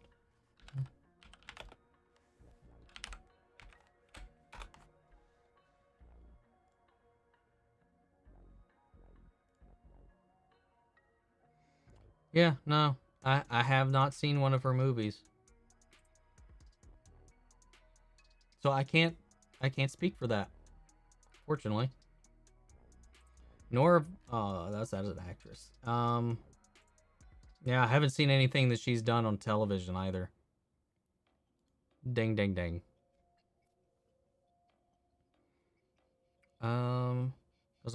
The way John Watts handled No Way Home, I think his version of F4 is going to be great. Yeah. Seeing how he handled this movie, I think he might be able to... I think he knows how to strike that balance of spectacle, heart, humanity, and excitement that the Fantastic Four need. I think he can definitely carry that over. If we get Leto's Morbius against Mahershala Ali's Blade, then maybe they can bring Spidey into that movie too, nod to the animation when he had to team up with Blade to take him down. I've thought about that too. I've thought about that very same thing too, Simple Music. I would like that, but then again, we still don't know yet what the relationship is with Morbius, with the Sonyverse, and all of that jazz. It's still kind of confusing, not going to lie. So we'll wait and see. Maybe even Edgar Wright. Like, imagine the camera shots and the cuts from Edgar. Oh, well, that'd be good. I mean, but he obviously doesn't play well with Kevin Feige though, because he was directing Ant-Man once upon a time until he left due to creative differences. So, as much as I would love to see an Edgar Wright MCU movie, I don't think that I think he's a little too creative, a little too Raph for Kevin Feige, if you say. A little bit of a rebel. little bit of his own art. He's just too much of an artist, man. And I think that just kind of doesn't play well when you have like these franchises that have to adhere to these constraints. So I think that's probably a big part of why they didn't work out. But I would love to see it all the same. Still, though, even the writing of characters would sound natural. I mean, look at the writing of Baby Driver. Oh, yeah, for sure. What are your thoughts on T'Challa recast? And then Chadwick passed away last year. You wouldn't think of it now. With the multiverse and variants, it would not be as said if a recasted by way of a variant. That is the direction I think they might go. Is using a variant as the new MCU Black Panther. But honestly, for me, like I've said this before, like it is sad, but I think the character of T'Challa and the character of Black Panther is bigger than any singular actor. And I would personally would have recast. I think that would be the direction to go. But I understand what they're doing and the like gravity of making a choice like that. But yeah, I feel like the character shouldn't be hampered by that, to be honest.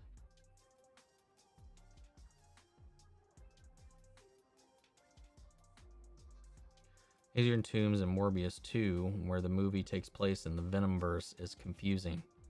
Exactly. And then that murderer poster with Sam Raimi's Spider-Man on it and the bugle mismatches. I'm so confused about Morbius. I thought maybe I'd be a little less confused after this movie, but not. Still just as confused. Just as confused. And they tried to restrict Steve Ditko, but he still revolutionized Spidey. That's completely different than working with like Marvel Studios and making a movie. Completely different. Do you think that we will find out what universe Morbius will be in? I don't think we'll get like a direct answer in Morbius, but I think we'll get enough clues to maybe be able to pin it down a little bit. At least I hope so. I hope so, man. I need some fucking answers. Do you think we'll find out what universe Morbius is in? Okay, so sorry, I just read that. Whoopsies. Villains. Oh, you were just continuing your thought from before. Yeah, man.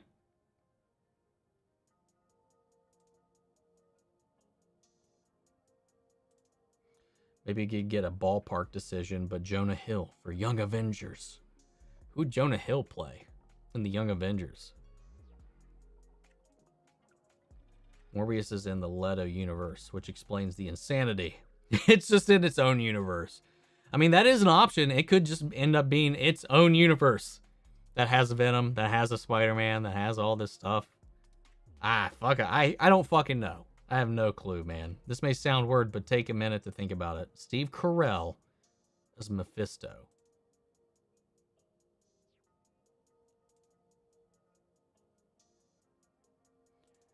That would be unlike any Steve Carell performance I've ever seen. I wouldn't be against it. I just would not have ever made that leap myself. Literally just remember the Sam Raimi is directing Doctor Strange 2.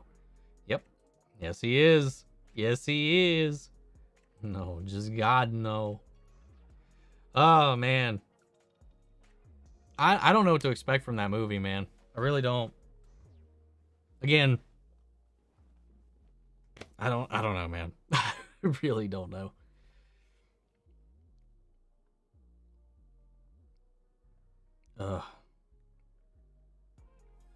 He's gonna go insane.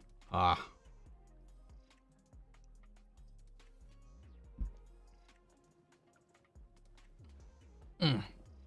will say, and I said this in my review, that some of the villains that we saw again, obviously from the other films, they did a really good job. I think they handled respectfully the Raimi villains, keeping them very true to their characters, while at the same time adding a little bit to them.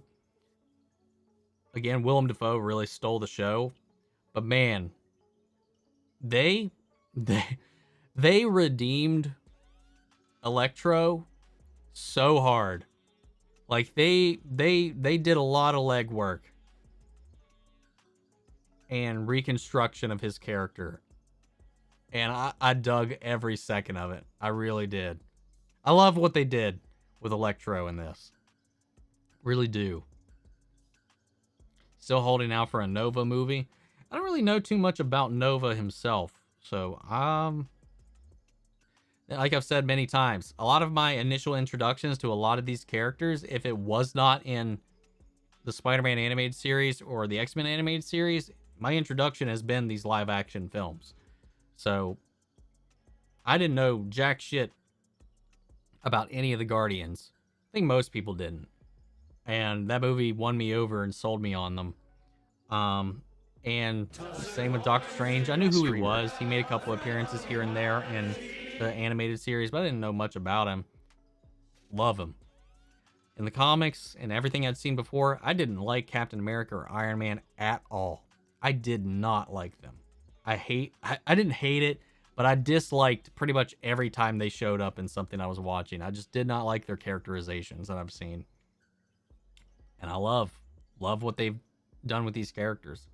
The MCU has basically been my introduction to most of the Marvel universe, outside of, like I said, of the live action films that predate the MCU, like the Fantastic Four movies, Blade, Spider-Man, X-Men. Like, obviously I'd watched all those. And then the animated shows. That's pretty much it. Where DC, I was kind of all over the place. I've got like a huge amalgamation of all that stuff. The MCU has been my gateway to the greater cinematic the universe of the comics and stuff like that. Through watching them, researching them, trying to understand and unravel what's going on, getting into them, going down these rabbit holes. It's been a lot of fun. Thanks for the super chat, Scott. Really want to see Spider-Man, or sorry. Thank you, Scott Edwards. I really want to see Superman and White Canary and Black Lightning team up with the Flash and Justice League type crossover. I hope we get something large that involves everybody for the anniversary later this year. Because this year is like the 10-year Arrowverse anniversary. So I hope they do something big for it. Yeah, I'm right there with you, man. I'm right there with you. Did they confirm What If is connected to the live action universe? No.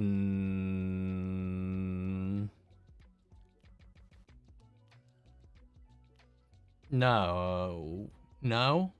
Not that I can think of. If they did, I definitely didn't notice it. I think we will get more answers about that in Multiverse of Madness than here. There were some Easter eggy moments that you could see it if you've watched What If, that you'd be like, hey, I recognize something like that. Not like a confirmation, but more like a nod to it. But I don't know. Who should play Harry Osborn? Because I think Tom wants Timothée Chalamet, and we all know that Tom says he wants something. It happens. But I don't know how he has some kind of power. I wouldn't dislike Timothée Chalamet for Harry, but also Jason Isaacs as Norman Osborn. Ooh. It's been a while since I've seen Jason Isaacs in something live action. He's been doing a lot of voice work over the last couple of years since the end of Harry Potter and all that. I don't think I've seen him in a movie since then. I wouldn't mind Timothée Chalamet, but he made that comment working on Dune. A mentor of his on that movie, an actor he looks up to and greatly respects, told him to stay away from superhero movies. So I feel like he's going to be one of those people that avoids superhero movies. Even though Tom Holland really wants him to be in it and maybe play Harry at some point. Because I do remember that interview Tom Holland made where he was talking about how he would love to bring Timothée Chalamet into it and work opposite him in a superhero flick.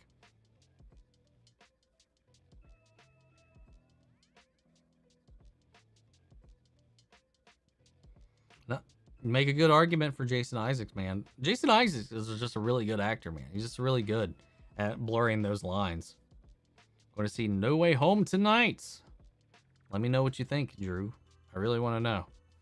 I really want to know like everybody's thoughts on it, even if it's different from mine. If you disagree, that's fine. Just obviously respect everybody else's opinion and stuff like that. But yeah, all for it, man.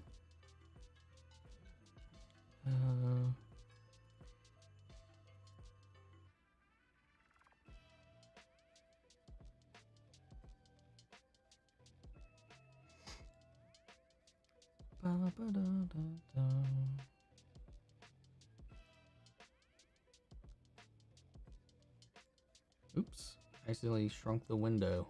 Oh, wrong window. There we are. Timothy's mentor was Ben Affleck. Ben? You sure? Because in the interview I remember with Timothy Chalamet, it was his mentor on Dune. Or it was just working on while it happened while he was working on Dune. So I assumed it was somebody that was also in Dune, which is funny because half of the Dune cast is all in superhero stuff. Oscar Isaacs, Jason Momoa, and still doing superhero stuff. Shit. Josh Brolin, Stellan Skarsgård, David Dastmalchian. Am I missing anybody else, man? It's literally half of the named cast that matters in that movie is all in superhero stuff. Yeah, it was a joke. Ben told Tim to stay far away from superhero movies. His mentor needs to shush and let Tim do his thing. I think it's funny because, like, I mean, it is kind of funny to me because, like, sure, like, have that sentiment, but then again, Timothée Chalamet is playing. No discredit to him at all, but it's just kind of funny because it's in the similar vein as like a superhero flick, is like these comic booky kind of kid things. Is he's playing Willy Wonka in a Willy Wonka movie? I was like, come on, come on, come on. Just because Ben Affleck, if it was Ben Affleck, just because Ben Affleck's had some bad raps, some bad experiences, it's all about choosing the right place to work with. You know, superhero movies were not what they were, you know, when he was Daredevil. Let's be honest. They've evolved since then. Bad experience. And his work was quite mixed. His experience was definitely a tragic one when working with the DCEU. So I definitely understand his personal bias against some of that stuff and stress. But it is kind of some ill-advised advice. So I do hope it was a joke.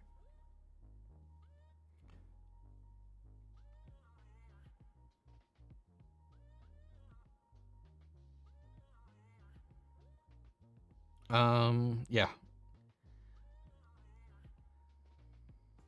Let's see. But yeah, some of the best examples that you guys even brought up. I mean, we got Helen Mirren coming out in Shazam. We got Christian Bale doing yet another superhero movie now in the MCU. You're going to tell me Christian Bale doesn't get good gigs or anything like that? Like Richard E. Grant. Like, come on, people. High horse, get off it. Sorry, your movie was just bad and nobody went to see it, or maybe you didn't get what you wanted out of it. Sorry. Get over it. Get over it. And I'm not acting like every superhero movie, like people need to do superhero movies. I just hate when people like set unnecessary barriers for themselves because of some weird misplaced bias or cultural bias that the industry seems to have against them. Without spoiling, I was kind of disappointed with the mid-credit scene. It shows a little promise, but look away the anticipation for something else. But took away the anticipation for something else. Yay or nay for you without spoiling? I felt the same thing. I was like, oh, dang it. But at the same time, I was like, oh, Dang it. So yeah, it was a very mixed feeling in that moment. So I agree. Jason playing the most comiciest superhero ever, but still gets the outstanding movies. Yep. Also wouldn't put it past him if it was Dave Bautista, to be honest. He's definitely been very sour about his MCU experiences here lately. Very sour about his relationship with Marvel. Zendaya, you're right. I did forget Zendaya was in that movie. She's barely in the movie. Let's be honest. She's barely in Dune Part 1. She will be in Dune Part 2 way more prominently. But yeah, Zendaya, come on. Come on. I mean, Bale played American Psycho, so if Bale can be in the MCU, Bill Murray and Ant-Man and the Wasp, Quantumanium. Is Bill Murray in? Is that confirmed? Is Bill Murray in Ant-Man? Timothy should stop listening to the guy who can't keep a marriage with his Daredevil co-star. Oh, burn. I mean, I'm not going to get into that, man. Like, his personal life has been rough from what I've heard and seen from the outside. I don't know anything about it. I'm not going to judge him for his personal life. But dude's tapping J-Lo right now, so he's not doing too bad after he's gotten sober.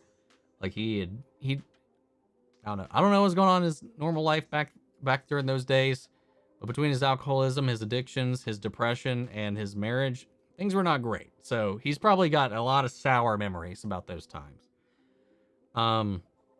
But hell, he still said yes to Zack to come out and shoot new stuff for Batman for the Justice League. So, I mean, it's not completely out of the wheelhouse for him. He's coming back for the Flash. So, I don't know. It's like I get these weird things. He didn't have to say yes. But I don't know. I don't know. We're just speculating here. Totally different, but I actually can't wait for Aquaman 2. This first one is a top DC movie, in my opinion. I agree with you. That was the first DC movie that I had a blast watching. Like, it was dumb. Writing wasn't that great. The pacing was a little weird, but I don't care. It was one of those movies that I just turned my brain off, and I had so much fucking fun with it. So much fun with that movie. I get the vibe Dave Bautista thinks he's a better actor than he is. I think Dave Bautista has become a really good actor. If we're talking like wrestlers turned actors, if we're talking actual talent at conveying believable emotions, he's the best.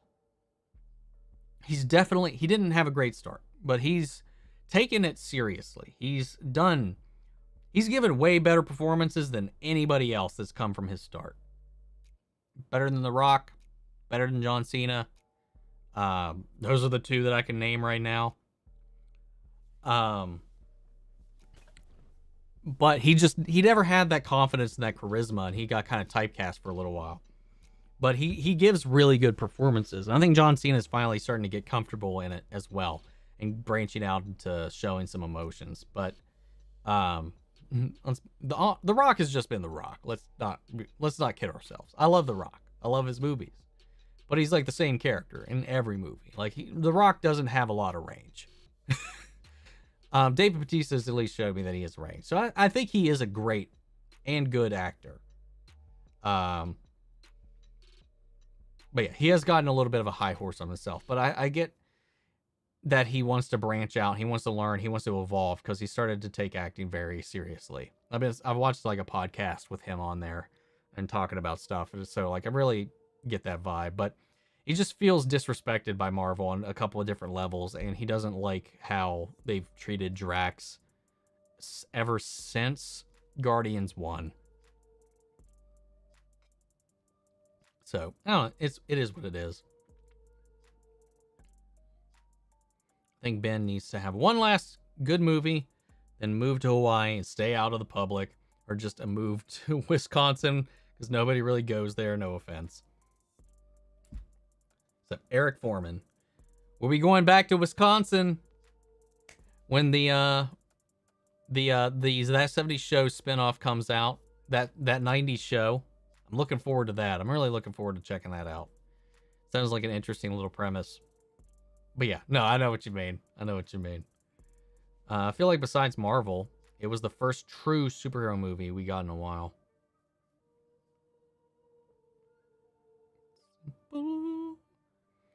Um, I wouldn't go into throwing up things like true superhero movie, but I think it was the most comic booky, fun, thrill ride, visual stimulation of the eyes that a lot of people just kind of wanted for a while, especially from that character. I like what they did. Like I like what Zack has done with most things. Like Man of Steel, one of my top DC films. Snyder Cut, still my favorite DC film currently. I still don't really care for BVS. I still have an appreciation for it or what he tried to do, but I still don't think a lot of it works.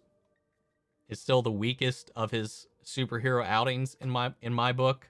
So don't get me wrong. I'm not one of those cultists, those Snyder cultists, by no stretch of the imagination. Don't think everything he touches is gold, but I do like what he was doing with some of those. Aquaman was just the first time that just didn't care about taking itself seriously and just had a damn good time doing superhero shit. It was like, and I loved it. It was just fun. It was fun. And I think after all this drab self-seriousness that was coming out of the DCU at the time, it was just so refreshing. It was just really refreshing to have like something like that for a little bit. Then Wonder Woman 84 took it way too far in that direction and just went where Aquaman was with the camp and just took it 10 more dials that way. To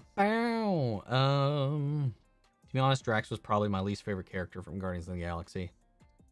Oh yeah, I can agree with that. I can get on that sentiment. But I did like when he wasn't just a punchline, because he did just become a punchline in 2 and his subsequent appearances since then. He's definitely fell to the wayside because he had a lot of depth and layers that you could have spent time peeling back in the first one, and they just kind of like definitely dropped most of it.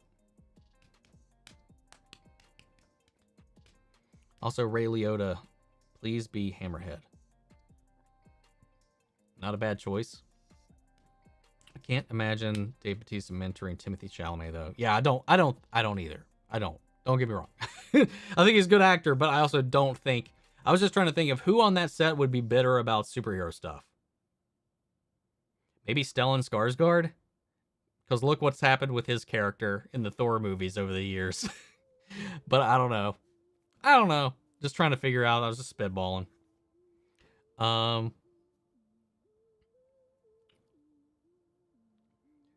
because of anything real. It's just that he's like 7 times his size and weird image. Or Tombstone. Tombstone would be a good one. What was up with the rings at the end of the end credit scene in Shang-Chi?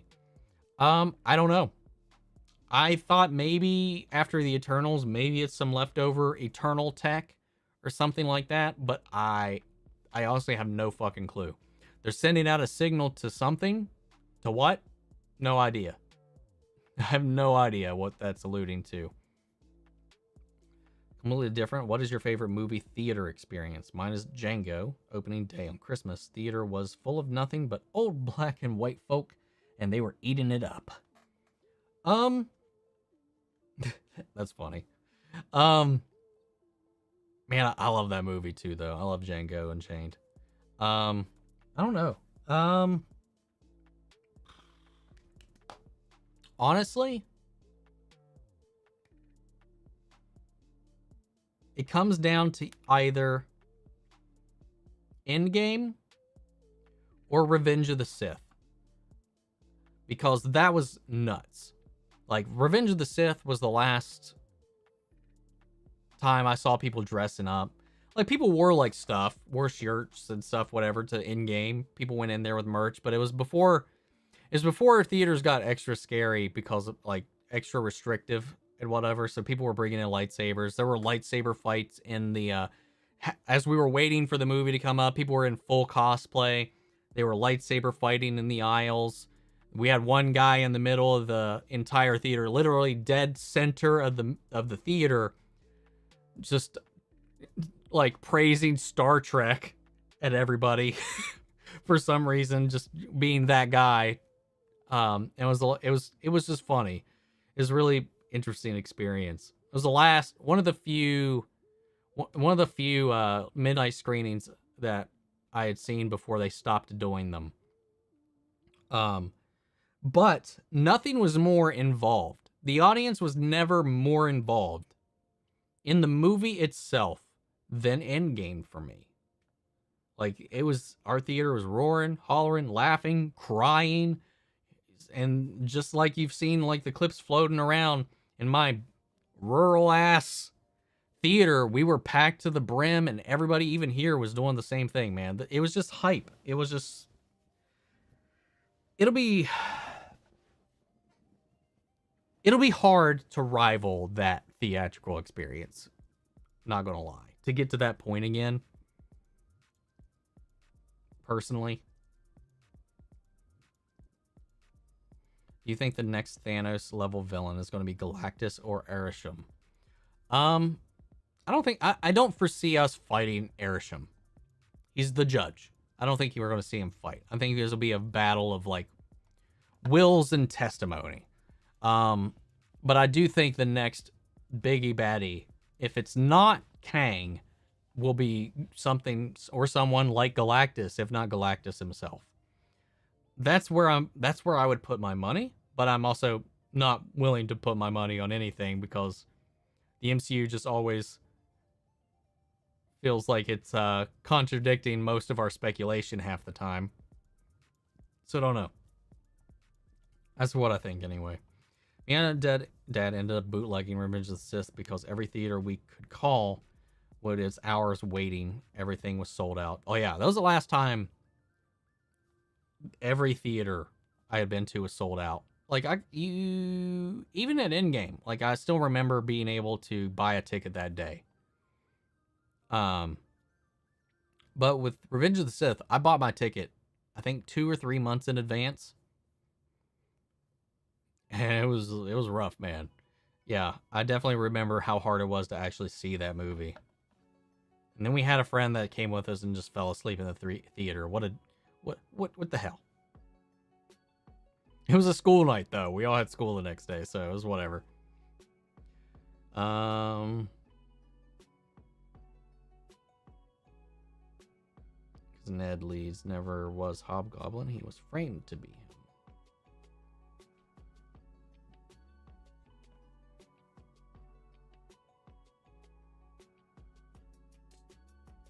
Really? Ned Leeds was actually never the Hobgoblin?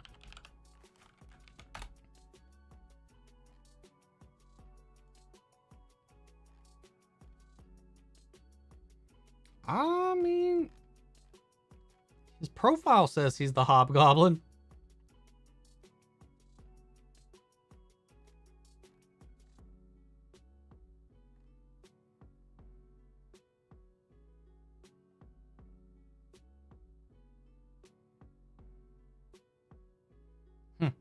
Don't know. I remember the trailer reaction, speculation, the opening night hype for Infinity War and Endgame, and we were feral. Yeah, Infinity War was also, I'd say I'd put it up there too, but just something about the magic of Endgame. It's just going to be one of those things that it's just going to live in infamy. You take 10 years of 20-something odd movies building up to a climax like that, building up this fandom, evolving the theatrical medium the way it did. It's just kind of a cultural phenomenon. So it's going to be one of those things that's going to be really difficult to replicate.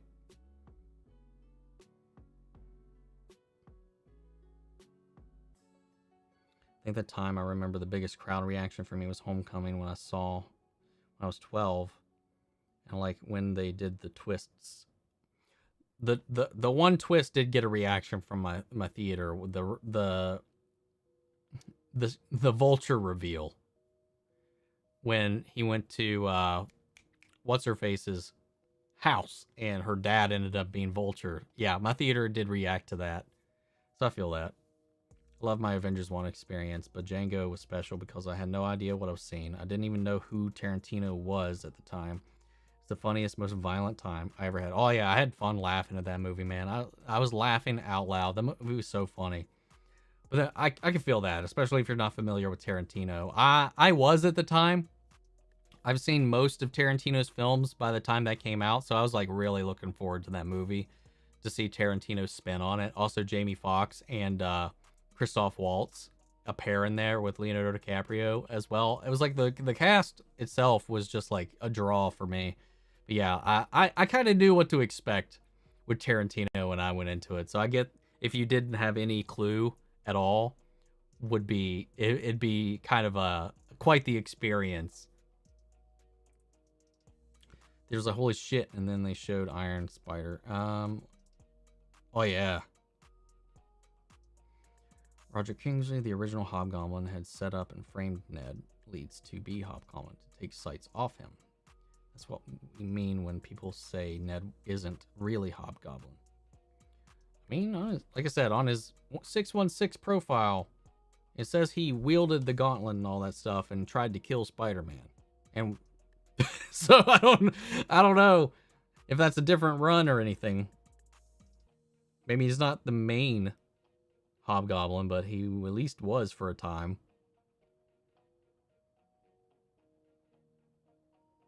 But also Infinity War, after seeing like Spidey die, my heart broke because I was so excited.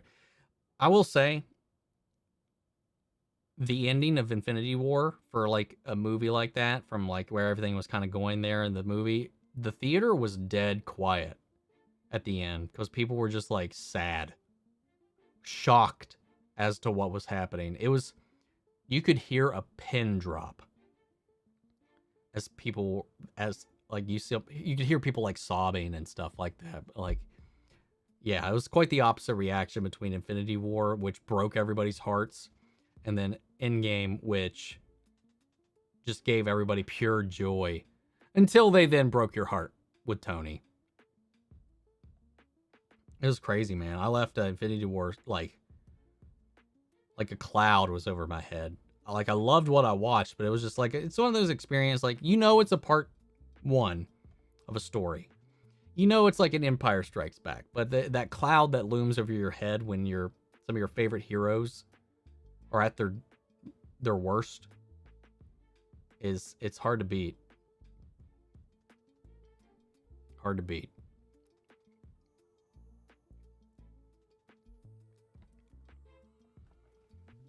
And also, about the Hobgoblin thing. Not trying to just, like, contradict what you're saying. I'm just, like,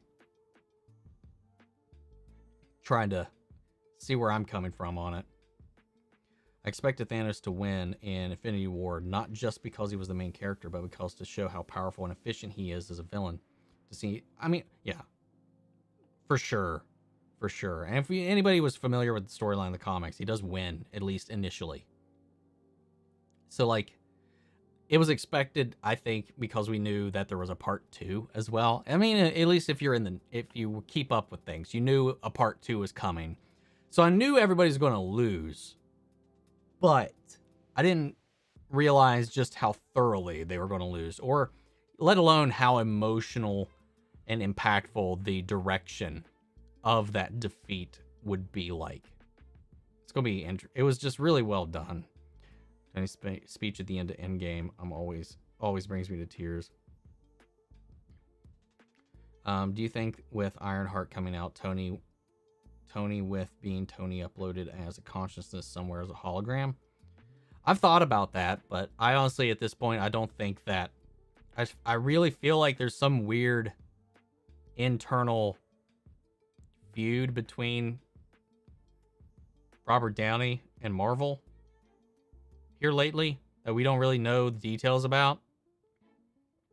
So I don't know that we'll see him back, even on that capacity. Who knows?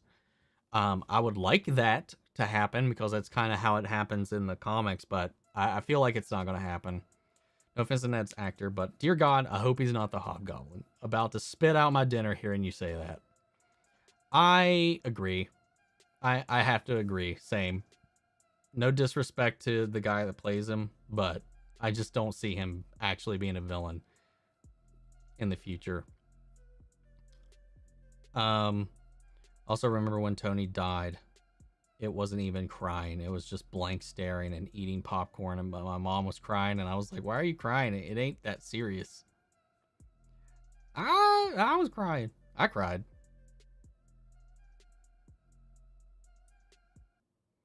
All right, series coming up. I hope there's a flashback to Civil War MIT scene with Tony, and have Riri Williams in the crowd as a receipt of the funds granted by Tony, like in the comics. They did set that up, so that would be cool. That'd be a cool pull, Kevin. Nice call. I do hope they do that. Now I'm gonna be a little disappointed if they don't. Not gonna lie.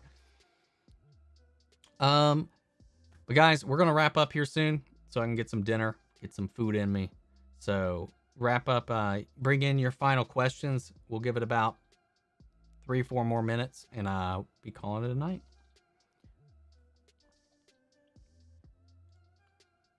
Bam.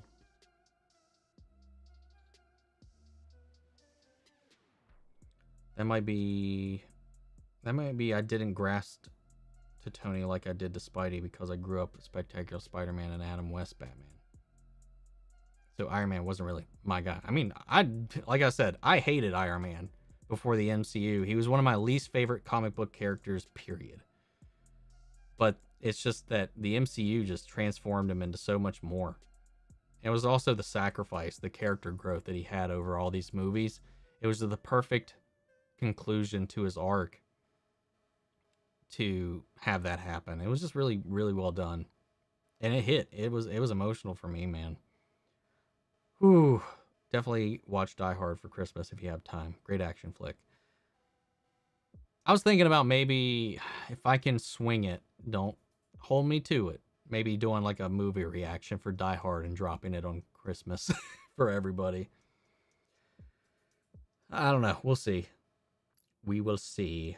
I know I have it and Willow up on a poll right now for the Patreon exclusive movie that I do each month.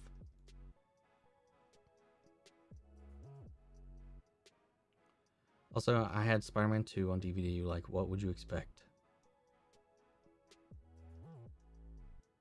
Me too. Like I said, Spider-Man's my second favorite superhero of all time. I'm right there with you, man. You think Spider-Man will appear in Hawkeye? I highly doubt it. Highly, highly doubt it.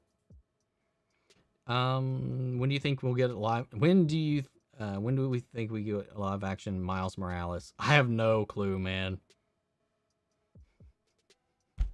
No idea.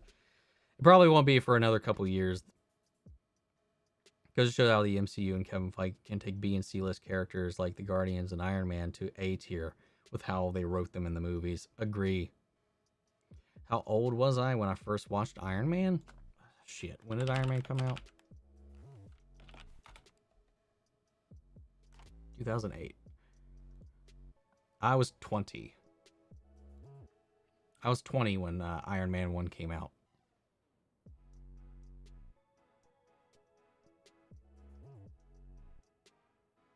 Yeah. To redo the math for a second. Yeah, I was 20 when that came out.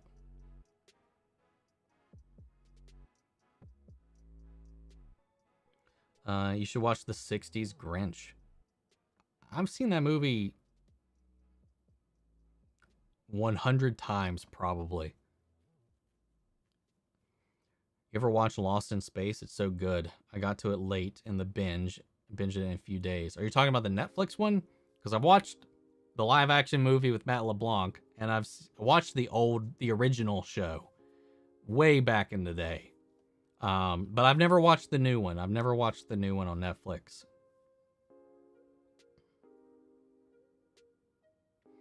Wonder if the Multiverse of Madness will bring in Wanda or the Lokis. Excited to see where Winter Soldier and Captain Falcon end up in all the craziness.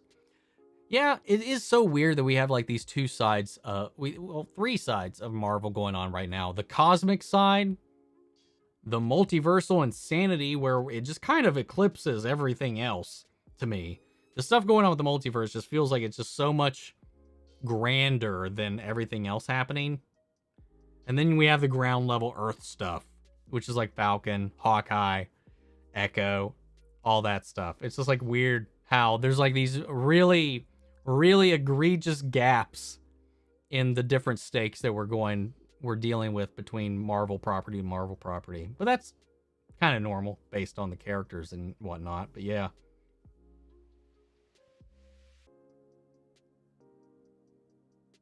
Yeah, we definitely are getting him for 6 years, probably. More than likely. It's going to be some time. I think Miles will be shown in Spider-Man 5 of his college trilogy, and have Miles be by like Spider-Man at the end of the Spider-Man 6, set up Peter as a mentor for Miles. It's possible. You can set up that mentor relationship between the two. Maybe Miles takes some college classes while he's still in school, high school or something like that, and they can meet that way. Don't know. Because by the new Spider-Man movie, it'll be 10 years of MCU Spidey. Miles should get made after Holland is done. Agree. I'd like them to be Spider-Man together. I like Miles and Peter as a team, which is one of the reasons I'm really looking forward to Spider-Man 2 on PlayStation. You got multiversal, cosmic, horror, and now Earth-based with street-level corners growing up. What if Mr. Negative is in the new Spider-Man trilogy? Very well could be. Will I be reacting to the Matrix Resurrections because it will be releasing the same day on HBO Max? No. I will be seeing that in theaters. I will be going to see that in theaters. I don't do movie reactions to something that is actively in theaters. It's just kind of a thing I don't like doing. How's it going, by the way? Pretty good, Anthony. I hope you're doing well. I just hope Tom is going to be past 30 by Spider-Man 6. That's fine. That's perfectly fine. The dude still looks like he's 16. So that's perfectly fine. My thing is how the X-Men show up. That's the biggest question, because I have no fucking clue. I have no idea how they're going to introduce the X-Men, how they're going to explain that logic. No idea. I thought maybe they could bring him in from the multiverse and then whatever, or reality it'll get rewritten or something, but I don't know. There's something about the X-Men not having a long-standing hidden history that I feel like it hurts the X-Men story. So I just don't know how they're going to do it. I don't know. Like Tom Holland, I think he wants to start a family too, and there's some of that. Speculation that he proposed to Zendaya, so I mean Tom getting his movie successors. Could be. Now the real question, Omni, would be Peter Parker. Real question. Omni, would Peter Parker be alive to mentor / retire after mentoring Miles to take on the mantle? Do you think it will pull an Ultimates and kill off Peter I hope so. I hope not. Sorry. I hope not. I don't like the killing of Peter. It was fine when it was its own universe.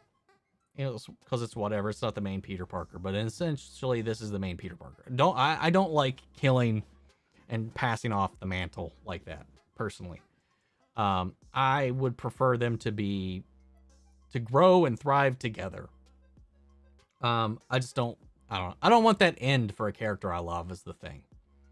So I would hope that Peter would be alive to mentor Miles in this iteration if they go that route. Black Cat might be Spider-Man's new love interest, but while MJ is still around, maybe. That wouldn't be unheard of. They have had these weird three-way relationship dynamics in the comics. I mean, can you really blame him? Look at Black Cat. Look at that outfit. How could you not? It's smart not pull the Ultimate storyline because the worst fucking Marvel story. Did I see the Bleach anime is coming back? Yeah, I watched the trailer. My girlfriend sent it to me, and I watched that. And oh god, I'm excited. Can't wait for October of next year, man. Can't wait. The animation looks crisp. The Ultimate storyline on that was horrendous. I even mean, blah, blah, blah, Miles were better in it. Which is funny because I feel like a lot of the Ultimate storylines for the other characters have been inspirations for a lot of the MCU up to this point. But I think they pick and choose elements from a lot of different variations and go with what works. So I trust Kevin Feige with the MCU. We'll just have to wait and see. Well, if they do a twist and MJ becomes Black Cat, that would be quite the twist. But anyway, guys, I'm going to go ahead and sign off, get some food. Thanks, everybody, for tuning in. Thanks, everybody, for the most part. See, we had to delete a couple of messages throughout the chat. Thank you, Marcus, for helping out with that, by the way. But thank you guys so much. Thank you for the super chats. Everybody else for being quite the blank. What happened? My brain turned off. What was I saying? Son of a bitch. I don't know what I was saying. Thanks to everybody hanging out, having a respectful chat, avoiding the spoilers, all that jazz, and I'll see you guys. Well, since Saturday is Christmas Day, we're not going to be doing Whining Don't Omni, like I have been saying repeatedly, on Saturday. So either, I think we might do a spoiler chat, or maybe we'll do a live stream Monday, or at the very least, Friday, Christmas Eve, if I can get away with it. Sometime this week, keep an eye out. We'll do a spoiler talk. But happy holidays, everybody. Hope everybody has a great week if I don't catch you at the next live stream, but take it easy, everybody. Take care.